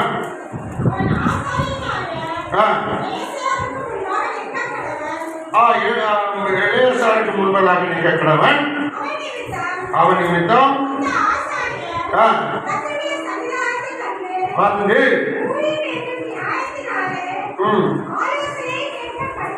ஆலோசனை எங்க ஆலோசனை கேட்கணுமா? கர்த்தருடைய சன்னிதானத்துல ஆலோசனை கேட்கணும். அல்லேலூயா. இப்ப ஆலோசனை எங்க கிடைக்கும்? தேவனுடைய சன்னிதானம். அந்த வார்த்தையை வாசிங்க. தேவனுடைய சன்னிதானத்தில் வந்து கர்த்தருடைய சன்னிதானம் எது? இந்த புல்பிட் தான் கர்த்தருடைய சன்னிதானம். இந்த இடம் தான் என்னது? கர்த்தருடைய சன்னிதானம். கர்த்தருடைய சன்னிதானங்கிறது இதுதான். இங்க இருந்துதான் தேவன் என்ன சொல்றாரா? ஆலோசனை கொடுக்கிறார், ஆலோசனை சொல்லுகிறார், ஆலோசனையை கொடுத்து ஜனங்களை வழி நடத்துகிறார். தவறான ஆலோசனை வாழ்க்கையை தவறான பாதையில கொண்டு போய்விடும். ஆனால் சரியான பாதையில நாம் நடக்க வேண்டும் என்று சொன்னால் கர்த்தருடைய சன்னிதானத்துக்கு வரணும். இங்க வந்து நம்ம ஆலோசனை கேட்கணும். ஆமென். ரல்லே சொல்லுங்க, ரல்லே சொல்லுங்க. ஆலோசனை தேவனுடைய சன்னிதானத்திலே பெற்றுக்கொள்வது மிக முக்கியமானதாக இருக்கிறது, பக்திக்குரியதாக இருக்கிறது, ஆசீர்வாதத்துக்குரியதாக இருக்கிறது. ஆமென். ஆலோசனை நீங்க பெற்றுக்கொண்டா உங்களுக்கு என்னெல்லாம் கிடைக்கும்? நீங்க தேவனுடைய ஆலோசனை பெற்றுக்கொண்டா என்னெல்லாம் கிடைக்கும்? ஒரே ஒரு மனுஷனை மட்டும் நம்ம வாசிப்போம். அந்த மனுஷன் என்ன சொல்ல எப்படி தேவனுடைய ஆலோசனை? மார்க் 15:43, லூக்கா 23:50. இந்த 2 வசனத்தையும் வாசிங்க. மார்க் 15:43, லூக்கா 23:50. இந்த 2 வசனமும் என்ன சொல்லுதுக்கு கவனிங்க. ஆண்டவர் சிறப்பு கணம் பொருந்தியவன் ஆலோசனைக்காரனாய் இருந்தான்.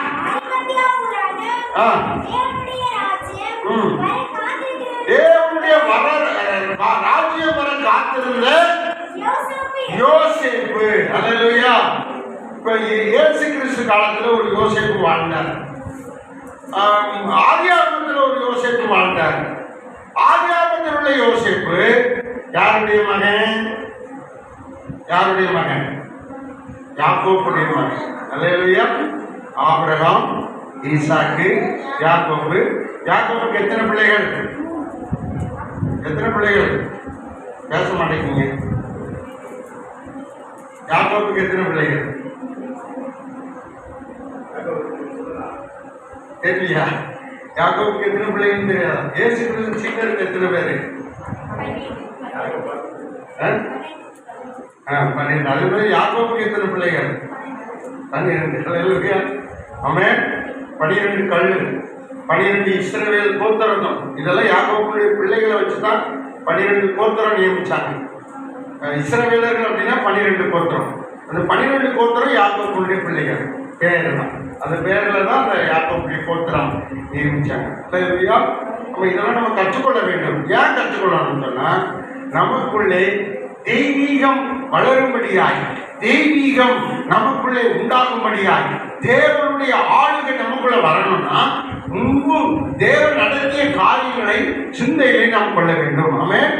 இப்போ அந்த யோசேப்பு அல்ல, இந்த யோசேப்பு. எந்த யோசேப்பு? இயேசு கிறிஸ்து காலத்துல ஒரு யோசேப்பு இருந்தார். அந்த யோசேப்பு ஆலோசனை பெற்றவனாக இருந்தான். தேவனுடைய ராஜ்யம் வர அவன் சத்தியத்தை பெற்று அந்த ஆலோசனையிலே நிரப்பப்பட்டவனாக இருந்தான். அவன் ஆலோசனைக்காரனாக இருந்தான். அந்த நீங்க நல்ல ஆலோசனைக்காரர்களாக மாறணும், ஆலோசனைக்காரர்களாக உருவாக்கப்படணும். தேவன் ஆலோசனை கற்று நீங்களும் நல்ல ஆலோசனை செய்கிறவர்களாக இருக்கணும். பாருங்க, இவன் யோசேப்பு ஆலோசனைக்காரனாக இருந்தான். ஆனால் அவன் கனம் பொருந்தியவனாக இருந்தான். கனம் என்னது? மதிக்கப்படத்தக்கவன், மரியாதைக்குரியவன், உயர்ந்த நிலைமையிலே உள்ளவன், கனம் பொருந்தியவனாக இருந்தான். அப்போ நீங்க ஒவ்வொருவரும் எப்படிப்பட்டவர்கள்? கனம் பொருந்தியவர்கள். அல்லேலூயா. அல்லேலூயா சொல்லுங்க. தேவனுடைய ஆலோசனை கேட்டு அப்படி ராஜ்யத்துக்காக காத்திருக்கிறவர்கள் கனம் பொருந்தியவர்கள். கரங்களை தட்டி கர்த்தரை மகிமைப்படுத்துவோம். அல்லேலூயா. ஸ்தோத்திரம். தேவன் அப்படி உங்களை உருவாக்குவார், உயர்த்துவார், கனப்படுத்துவார், மேன்மைப்படுத்துவார். ஆண்டவர் ஆசீர்வதிப்பார். அவருடைய கரப்புகளை அப்படியே மேன்மைப்படுத்தும். ஆமென். லூக்கா 23:50 வாசிங்க. யோசேப்பு என்று பெயர் கொண்ட இருந்தால் அவன் எப்படி இருந்தானா? உத்தமனாயிருந்தான், நீதிமானாயிருந்தான். அல்லேலூயா. தேவ ஆலோசனை உங்களுக்குள்ள வந்துட்டா நீங்க நீதிமான்களா மாறிடுவீங்க. நீங்க ஒவ்வொருவரும் பாவி என்ற நிலைமையிலிருந்து, கொள்ளாதவர்கள் என்ற நிலைமையிலிருந்து மாற்றப்பட்டு நீதிமான்களாய் முற்றிலும் மாறிவிடுவீர்கள். தேவ ஆலோசனை கேட்க கேட்க உங்கள் வாழ்க்கை நீதிமான்களாய் வாழ்கிற வாழ்க்கை ஆண்டவர் தந்து விடுவார். உத்தமமாய் நடக்கும்படி ஆண்டவர் வழிநடத்தி விடுவார். உண்மையுள்ள மனிதன் பரிபூரண பெறுவான். அல்லேலூயா. அப்போ பரிபூர்ண ஆசீர்வாதம் உங்களுக்கு வந்துடும். உத்தமம் வந்துட்டா, உண்மை வந்துட்டா பரிபூர்ண ஆசீர்வாதம் வரும். பரிபூர்ண ஆசீர்வாதம் உள்ளும் புறமும், வீட்டுக்குள்ளேயும் வெளியேயும் தேவன் நம்மை ஆசீர்வதிப்பார். அல்லேலூயா. அதனால சொல்றாரு உபாகம் 28 சொல்றாரு, நீ போகும்போதும் ஆசீர்வதிக்கப்பட்டிருப்பாய், வரும்போதும் ஆசீர்வதிக்கப்பட்டிருப்பாய். அல்லேலூயா. எவ்வளவு தெளிவா சொல்றாரு பாருங்க. உள்ளும் புறமும் ஆசீர்வாதம், பரிபூர்ண ஆசீர்வாதம். அதுதான் தேவன் அதை உங்களுக்கு கொடுப்பார். பிரியமானவர்களே, அந்த உத்தமமாய் நடக்கும் போதுதான், அந்த ஆலோசனை கேட்கும் போதுதான் அந்த ஆசீர்வாதம் நமக்கு வரும். அல்லேலூயா. நல்ல சொல்லுங்க. நீங்க பரிபூர்ண ஆசீர்வாதத்தை பெறணும்னா என்ன செய்யணும்? உத்தமமாக இருக்கணும். உத்தமமாக இருக்கணும்னா என்ன செய்யணும்? தேவ ஆலோசனையை கேட்கணும், தேவனுடைய வார்த்தையை கேட்கணும், தேவனுடைய வார்த்தைக்கு கீழ்ப்படியணும், தேவனுடைய வார்த்தைக்கு உண்மையா இருக்கணும். அப்ப இவன் பாருங்க, கணம்பொருந்தியவனாய் மாறுவதற்கு அவன் தேவ ஆலோசனை கேட்கிறவனாய் இருந்தான். அவன் உத்தமமாய் வாழ்வதற்கு தேவ ஆலோசனை கேட்கிறவனாய் இருந்தான். அவன் நீதிமானாய் வாழ்வதற்கு தேவ ஆலோசனையை கேட்கிறவனாய் இருந்தான். அதனாலதான் அவனுக்கு ஒரு பேர் இருந்துச்சு, ஆலோசனைக்காரன். அல்லேலூயா. யாருக்கு பேரு? ஆலோசனைக்காரன்.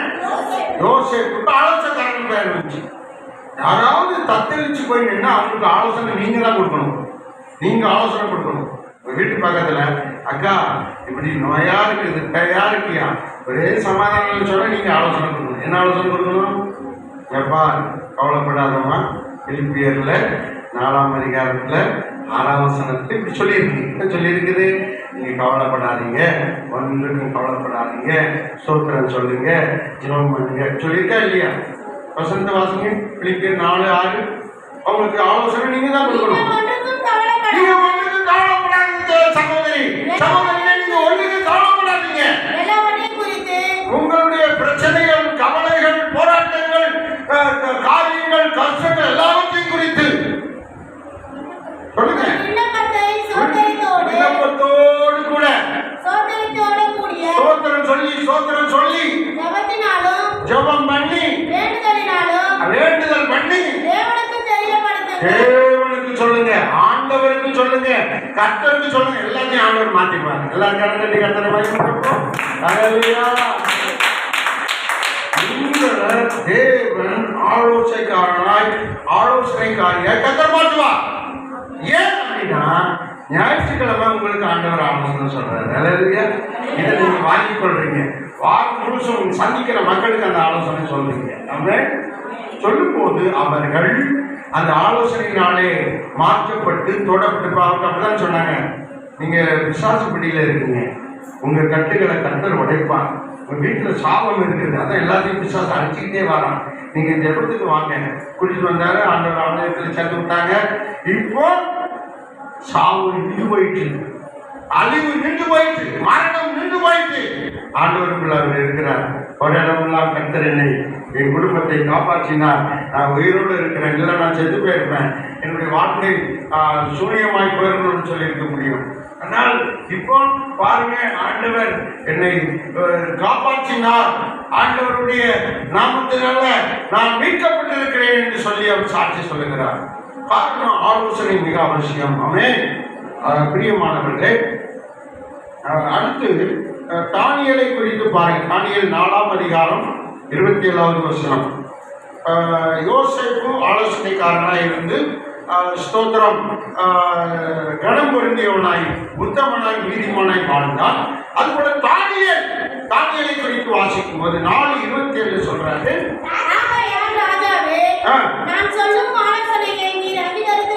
ராஜாவே நான் சொல்ற ஆலோசனை நீ அங்கீகரிக்க வேண்டும். அவர் என்ன சொல்றாரு? அவர் சொல்ற ஆலோசனை என்னது? நீ நீதி செய்யணும். நீ ராஜா, நீ பொல்லாப்பு செய்தா மக்கள் கூக்குரலிடுவார்கள், மக்களுடைய கூக்குரலின் சத்தம் பரலோகத்துக்கு போகும், உன்னுடைய ராஜ்யம் விழுந்து போகும், நீர் அழிந்து போவே என்று சொல்லி அங்க தானியேல் ஆலோசனை சொல்றான். நீதி செய்யணும், பொல்லாதவைகளை விடும். அடுத்து நீதி செய்ய வேண்டும்,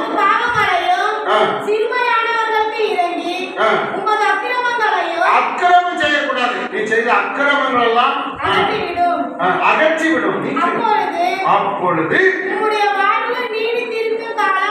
அப்படி நீங்க செய்தா உங்க ராஜ்யம் என்ன செய்யும்? நிலைச்சு நிற்கும், விழுந்து போகாது, அழியாது. நீர் அக்கிரமத்தை விடணும், நீர் என்ன செய்யணும்? பாவத்தை விடணும், நீர் என்ன செய்யணும்? நீதி செய்யணும், அக்கிரமத்தை விட்டுறணும். அப்படி இருந்தா உங்களுடைய ராஜ்யம் நிலை நிற்கும். அடுத்து சொல்றாரு பாருங்க, வாசிங்க.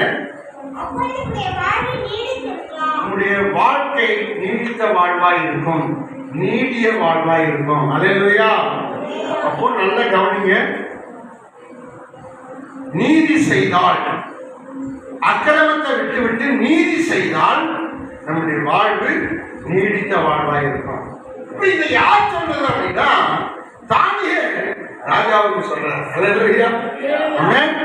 பாருங்க, யார் தானியேல்? ஜெபிக்கிறவன். எத்தனை வேளை ஜெபம் பண்றான்? ஒரு நாளைக்கு 3 வேளை ஜெபிக்கிறான். 3 வேளை ஜெபிக்கிறான். நாமும் ஒரு நாளைக்கு எத்தனை மணி ஜெபிக்கணும்? முழங்கால் படிட்டு 3 வேளை ஜெபிக்கணும். காலை, மதி, பகல். காலையில் ஜெபிக்கணும், பகலில் ஜெபிக்கணும், இரவுல ஜெபிக்கணும். எத்தனை வேளை ஜெபிக்கணும்? 3 வேளை. ஒரு விசுவாசி ஜெபிக்கிறவர்களாக இருக்கணும். 3 வேளை ஜெபிக்கிறவர்களாக இருக்கணும். ஆமென். எத்தனை வேளை ஜெபிக்கிறவர்களாக இருக்கணும்? அப்படி ஜெபிக்கும் போது தேவன் இந்த ஆலோசனையினால உங்களை நிரப்புவார். இந்த தேவ மகிமையினால உங்களை நிரப்புவார். இந்த தேவ ஆசீர்வாதத்தினால நிரப்புவார். நீதியினால நிரப்புவார். பரிபூர்ணம் என்ற ஆசீர்வாதம் உங்க குடும்பத்தின் மேல வரும். யாரும் தடுத்தாலும் நிற்காது. ஆமென். அல்லேலூயா. அப்ப பாருங்க, இவன் சொல்றான், நீடிச்சு வாழணும், நீடிச்சு உங்களுடைய ஆட்சி நிக்கணும்னா நீங்க என்ன செய்யணும்? நீதிய செய்யணும், அக்கிரமத்தெல்லாம் விட்டுறணும். இப்ப நம்ம நீங்க உங்க உள்ளத்துக்குள்ள ஒரு சின்ன ஆராய்ச்சி பண்ணணும். நான் அக்கிரமம் செய்யறேன்னா, என்கிட்ட அக்கிரமம் இருக்குதா, என்கிட்ட கொள்ளாத வழி இருக்குதா அப்படின்னு நீங்க பார்க்கணும். பாவம் இருக்குதான்னு பார்க்கணும். பாவம் இருந்தா அதை நீக்கிறோம். அது பெரிய விஷயம் இல்லை. அதை நீக்கிறோம், அகற்றி விடும். சொல்றாரு, அகற்றி விடும், நீக்கிறோம். அகற்றி போடும். அதை வேண்டாம்னு சொல்லி எழுந்து போடணும். பாவங்கிறது என்னங்கிறது உங்களுக்கு தெரியும். பாவங்கிறது என்ன அப்படிங்கிறது உங்களுக்கு தெரியும். வேதத்துல பாவம் என்ன அப்படிங்கிறது ஒவ்வொன்றையும் கற்று சுட்டி காட்டுகிறார். நம்ம கிறிஸ்தவர்களுக்கு ஜெபம் பண்ணாமல் இருந்தால் கூட பாவம். நான் வேண்டுதல் செய்யாமல் இருந்தால் நான் பாவம் செய்கிறவனா இருப்பேன்னு சொல்லி சாமுவேல் சொல்றார். ஜெபம் பண்ணலைன்னா அது பாவம். பொண்ணா ஆராதனைக்கு வரலைன்னா அது பாவம். எதிர்த்து பேசினா அது பாவம். இப்படி வேதத்துல நிறைய இருக்குது. இதுல நாம் எதுல கீழ்ப்படியலாம் அப்படின்னு கண்டுபிடிச்சு அதை அகற்றி விட வேண்டும். ராஜா அகற்றி விடுவதல்ல, நாமும் அகற்றி விடுகிற சூழ்நிலைக்குள்ளாக இருக்கிறோம். இன்னொரு வசனத்தை வாசனம் முடிக்கலாம். ஆமென். கர்த்தருக்கு ஸ்தோத்திரம். எரேமியா 23:22. எரேமியா 23:22 வாசிங்க. எரேமியா 23:22. 12 மணி ஆயிடுச்சு. கர்த்தருக்கு ஸ்தோத்திரம். 11.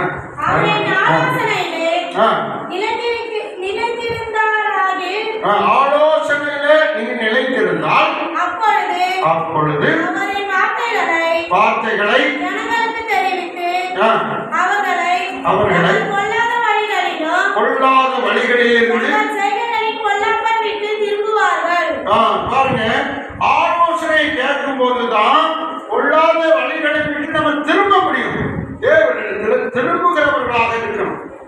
தேவனிடத்துல திரும்பணும். இப்ப எதை திரும்பி பார்த்துக்கிட்டு இருக்காங்க மக்கள்?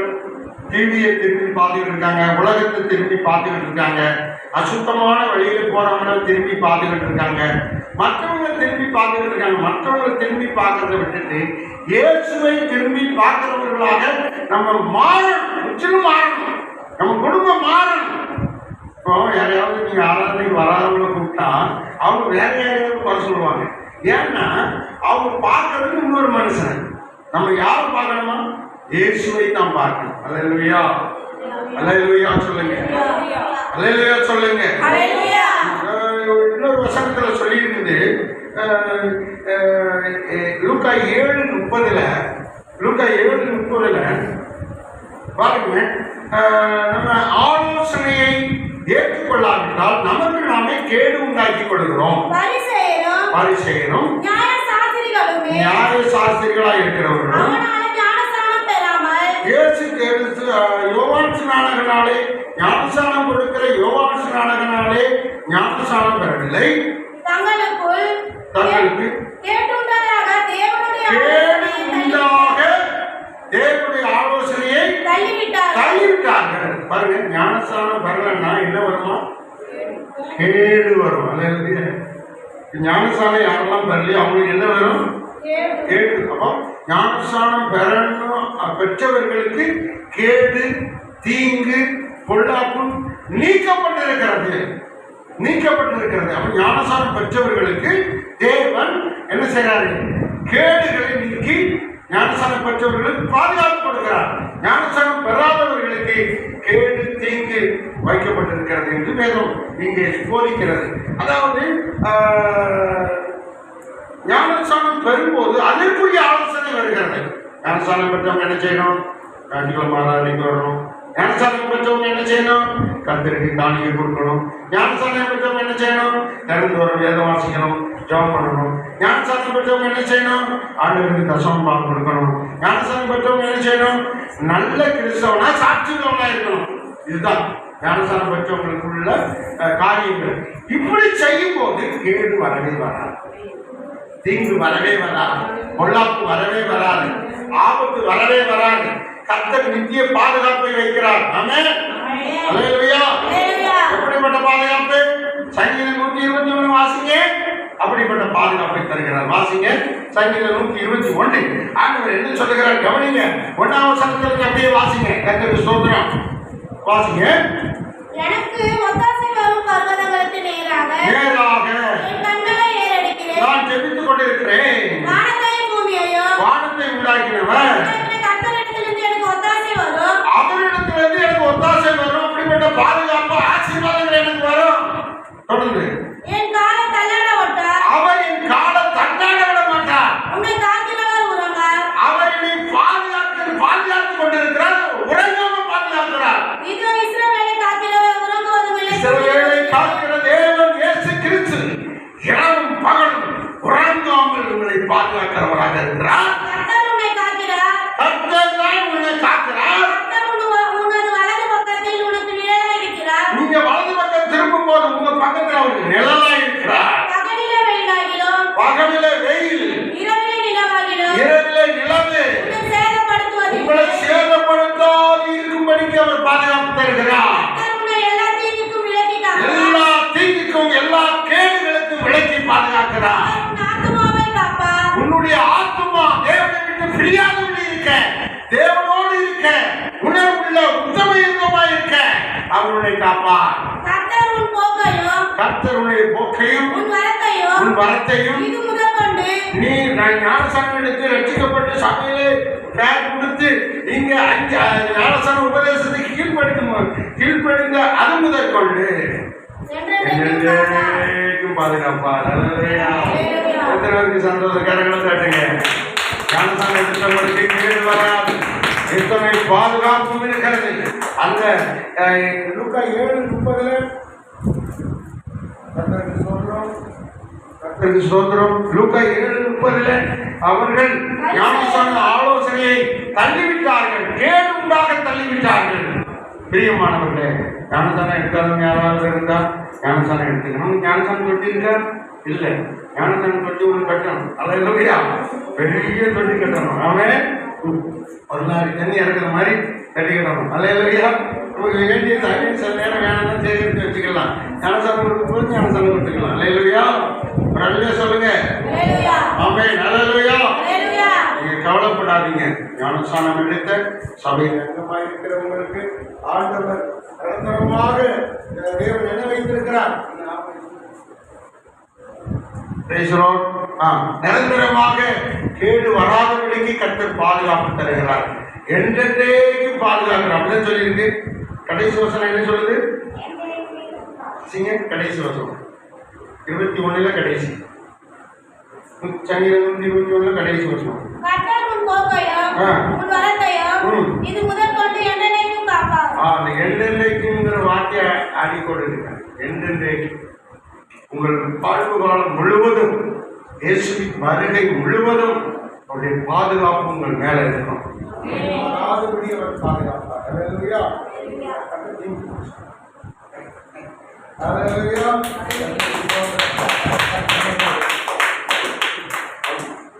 தேவன் அப்படியாய் ஒரு ஆசீர்வாதத்தை நமக்கு வைத்திருக்கிறார். ஆமென்.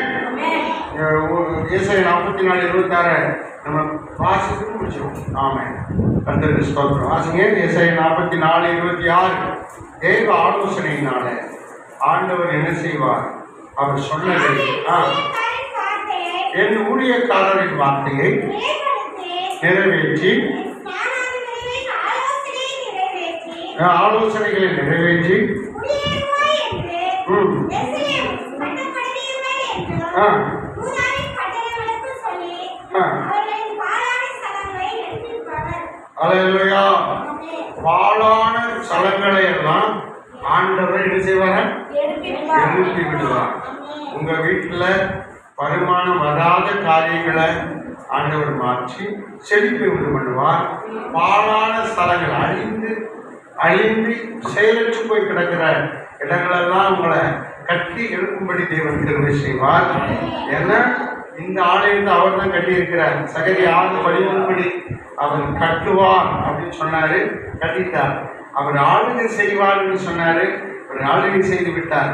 அவர் ஆசாரியராக இருப்பார் என்று சொன்னார். அவர் தான் இந்த ஆலயத்துல ஆசாரியராக இருக்கு. கடைசி அந்த சகதி 6:13 வாங்க முடியுங்க. சகதி 6:13 ஸ்தோத்திரம். கர்த்தர் என்ன சொல்லுகிறார்? அவருடைய ஆலோசனை என்ன? வாசிங்க. 6:13 சகரியா 6ஆம் அதிகாரம் 13ஆம் வசனம். இருந்தாச்சா? அவரே ஆ. கர்த்தருடைய ஆலயத்தை கட்டுவார். அவரே கர்த்தருடைய ஆலயத்தை கட்டுவார். கட்டினாரா? அவர் மகிமை பொருந்தினவராய் ஆ. மகிமை பொருந்தினவராய் ஆ. தம்முடைய சிங்காசனத்தின் மேல் வீற்றிருந்து இந்த ஆலயத்தின் சிங்காசனத்தில் அவர் வீற்றிருந்து ஆளுகை செய்வார். ஆளுகை செய்வார். தேவனே இதை நடத்துறார். இந்த ஊழியத்தை யார் நடத்துறது? தேவனே நடத்துறார். அவர் தான் ஆளுகை செய்யறார். உங்களுக்கு கொஞ்சம் கூட டவுட் வரக்கூடாது. இதை யார் நடத்துறாரு? தேவனே ஆளுகை செய்து அவர் தான் இதை நடத்துறாரு. அடுத்து தம்முடைய சிங்காசனத்தின் மேல் ஆசாரியராயும் இருப்பார். அவரே இங்க இருக்கிறார். இங்க அவர் எப்படி இருக்கிறாரா? ஆசாரியராய் இருக்கிறார், மேய்ப்பராய் இருக்கிறார், அவர் இந்த அதிகாரியாய் இருக்கிறார். இந்த ஆலயத்தில் அவர் மேய்ப்பர் ஆசாரியராய் இருந்து இவ்விரண்டின் நடுவாக ஆ. சமாதானத்தின் ஆலோசனை விளங்கும். சமாதானத்தின் ஆலோசனையை இங்கே கொடுக்கிறார். இங்க வந்து கேட்கிற ஆலோசனை எப்படி இருக்கும்? சமாதானத்துல கொண்டு போய் முடியும், சண்டையில வராது. ஆமென்.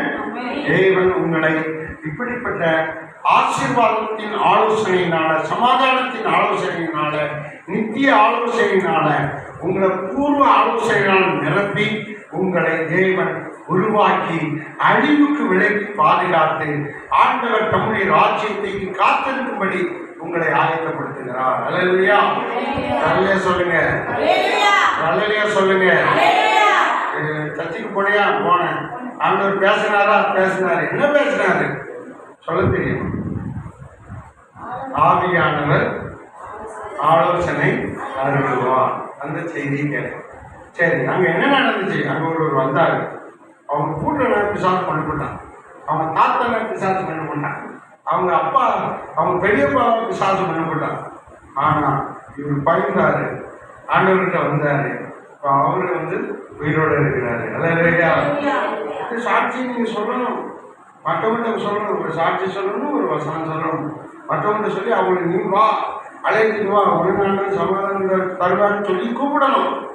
இந்த ஆலோசனை கேட்கிற போது நம்முடைய குடும்பங்கள், நம்முடைய தெருவில் உள்ள மக்கள், நம்முடைய தேசம் தேவனுடைய ஆசீர்வாதத்தினால, தேவனுடைய கிருபையினால, தேவனுடைய மகிமையினால நிரப்பப்படும். அல்லேலூயா.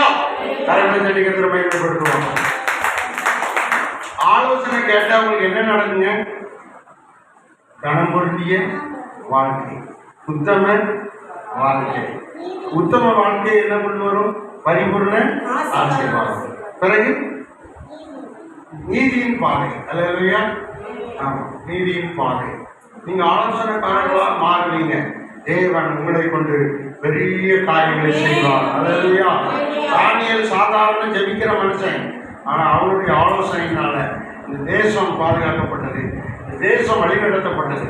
அதனாலதான் தானியேலின் காரியம் எல்லா நாளும் ஜெயமா இருக்கிறது. உங்க காரியம் ஜெயமா மாறும். கர்த்தர் உங்களை ஆசீர்வதிப்பார். எல்லா கரங்களும் கட்டி கர்த்தரை மேன்மைப்படுத்துவோம். நாம் நம்மளங்கள் பண்ணிடுவோம், நாம் ஜெபிக்க முடிக்கலாம். எல்லாரும் பணங்கள் பண்ணிடுங்க.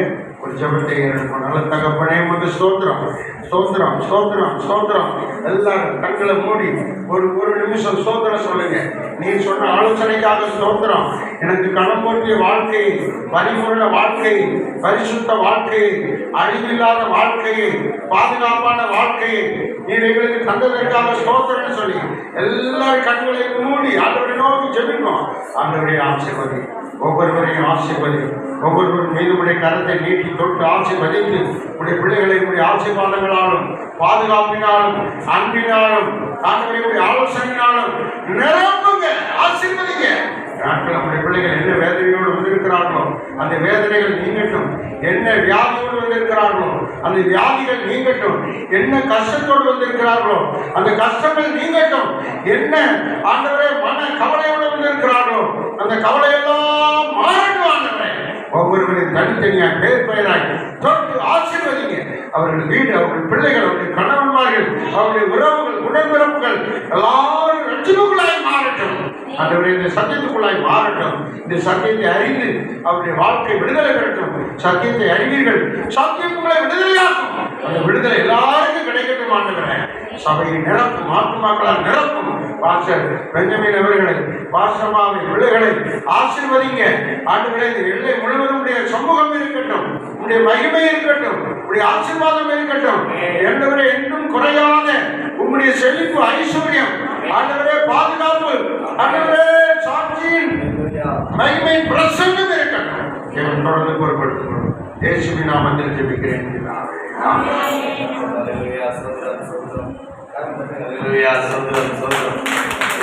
ஆலோசனை எடுத்த ஜனங்கள் என்ன பண்ணலாம், சீர்கிட்டு போயிடுவாங்க. ஆலோசனை அதிகமாகனா குடும்பம் பெருகுமா, ஞானமும் பெருகுமா இல்லையா? அப்போ ஆலோசனை ஒரு மனுஷனுக்கு தேவை. அப்போ ஆலோசனை யார் கொடுப்பாங்க? கர்த்தராகிய இயேசு கிறிஸ்து. எங்க கொடுப்பாங்க? சபையில் கொடுப்பாங்க. நல்ல ஒரு வார்த்தையை தேவன் மூலியமா, ஐயா மூலியமா தேவன் வார்த்தையை கொடுத்தாரு. கர்த்தருக்கு சோதனை பண்ணுவோம். சோதரம் சோதரம் அதில் அவர் சொன்ன ஒரு விஷயத்துல எனக்கு ஆண்டு வெளிப்படுற விஷயம் நாம வந்து சரி 15 வயசுல யார் ஞானசானம் கொடுத்தது அப்படின்னு சொல்லி திருப்பதி உள்ள போயிட்டாங்க போன சாமியில். அவர் சொன்ன விஷயம் எனக்கு ஆண்டவர் எனக்கு வெளிப்படுத்தாங்க. நான் வந்து அது சொன்னதுக்கு அப்புறம் நான் ஜெபம் பண்ண ஆரம்பித்தேன். எங்கள் ஆண்டு வெளிப்படுத்தாரு, என் ஞானஸ்தானம் கொடுக்க போயிருந்தா அந்த மகளை பார்த்துக்க மாட்டேங்க. உண்மையாகவே சொல்கிறேன். அந்த இல்லையா அவர் சொன்னது நான் சொல்கிறதுக்கு இல்லாமல் இருந்தப்போ, ஆனால் இப்போ சொன்ன விஷயம் ஞாபகம் வந்து ஞானஸ்தானம் கொடுக்காம இருந்தால் சரி நம்ம பார்த்துக்க மாட்டோம். அவருக்கு அது 15 வயசு ஞானஸ்தானம் யார் கொடுத்தது, உங்களுக்கு யார் கொடுத்ததுன்னு கேட்டாங்க. அவங்க சொன்னது எனக்கு ஃபோன் பண்ணி சொன்னது எனக்கு வேதனையாக இருந்தது. ஆண்டவரே நம்ம கீப்படியாக நான் போயிட்டேன்னா உங்களுக்கு தெரியாமல் என்ன செய்ய நான் ஜெபம் பண்ணும்போது கர்த்தர் அன்றைக்கி சொன்ன வார்த்தை நீ கொடுக்கணும்னா அந்த மகனுக்கு பார்த்துக்க மாட்டேன்னாரு.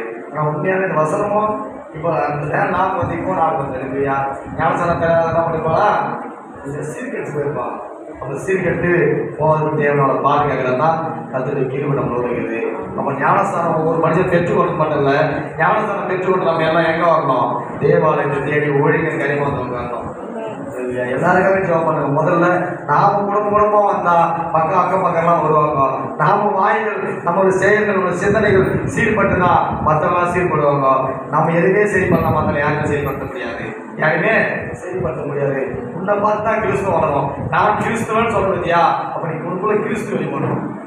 பொறுமையா இருக்கணும், கோபம் பண்ணக்கூடாது, திச்சினா கூடாது, தோல்வியே வந்து என்ன பண்ணோம், முன்னு இருக்கணும். பரவாயில்ல, கத்திர ஒரு வயிற்றுவாரு உரிமையா இருக்கிறதால 15 வருஷங்க ஒரு நாள் 2 நாள்ல சொந்த வீட்டை எழுந்தேன், சொந்த இடத்தை எழுந்தேன், ஏமாற்றப்பட்டேன், கைவிடப்பட்டேன், தள்ளப்பட்டேன், எல்லாத்தையும் உண்மையாகி 10 வருஷம் வந்து வாழைக்குள்ள உட்கார்ந்தேன். பொறுமையா இருந்தனால்தான் எனக்கு இந்த ஆசீர்வாதம். நான் மட்டும் குதிச்சது நான் ஒன்றுமே கிடைச்சிருக்கிறது, நான் மட்டும் குதிச்சது ஒன்றுமே கிடைச்சிருக்காது. அப்போ எனக்கு நான் அவ்வளோ பொறுமையா இருந்தேன்.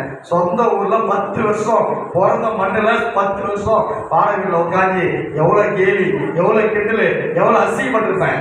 எனக்கு தெரியும். என் கூட இருக்க என்னோட எனர்ஜி ரொம்ப எனக்கு நிறைய தெரியும். அந்த தெரியும் எவ்வளோ வேதனைப்பட்டேன். என்னை தோரத்தை இது திட்டம் போட்டாங்க, யாரெல்லாம் போட்டாங்களோ சில பேர் தெரியும். ஆனால் இருந்தாலும் எனக்கு முயசாவே தெரியும். இவங்க தான் பண்ணுறாங்க, இவங்க தான் பண்ண தெரியும். நான் யாருக்கும் சண்டை போடல. அவங்களும் ஒரு நாளைக்கு சாப்பிட மயங்கால் போடுவாங்கன்னு நினைக்கிறேன். இல்லையா? கண்டிப்பாக மயங்கால் போடுவாங்க. கர்த்தர் நடத்து வராமல் இல்லையா? சோதரம் சோதரமானது இப்படி கிருபை மகிமை வெளிப்பட்ட பாலாஜி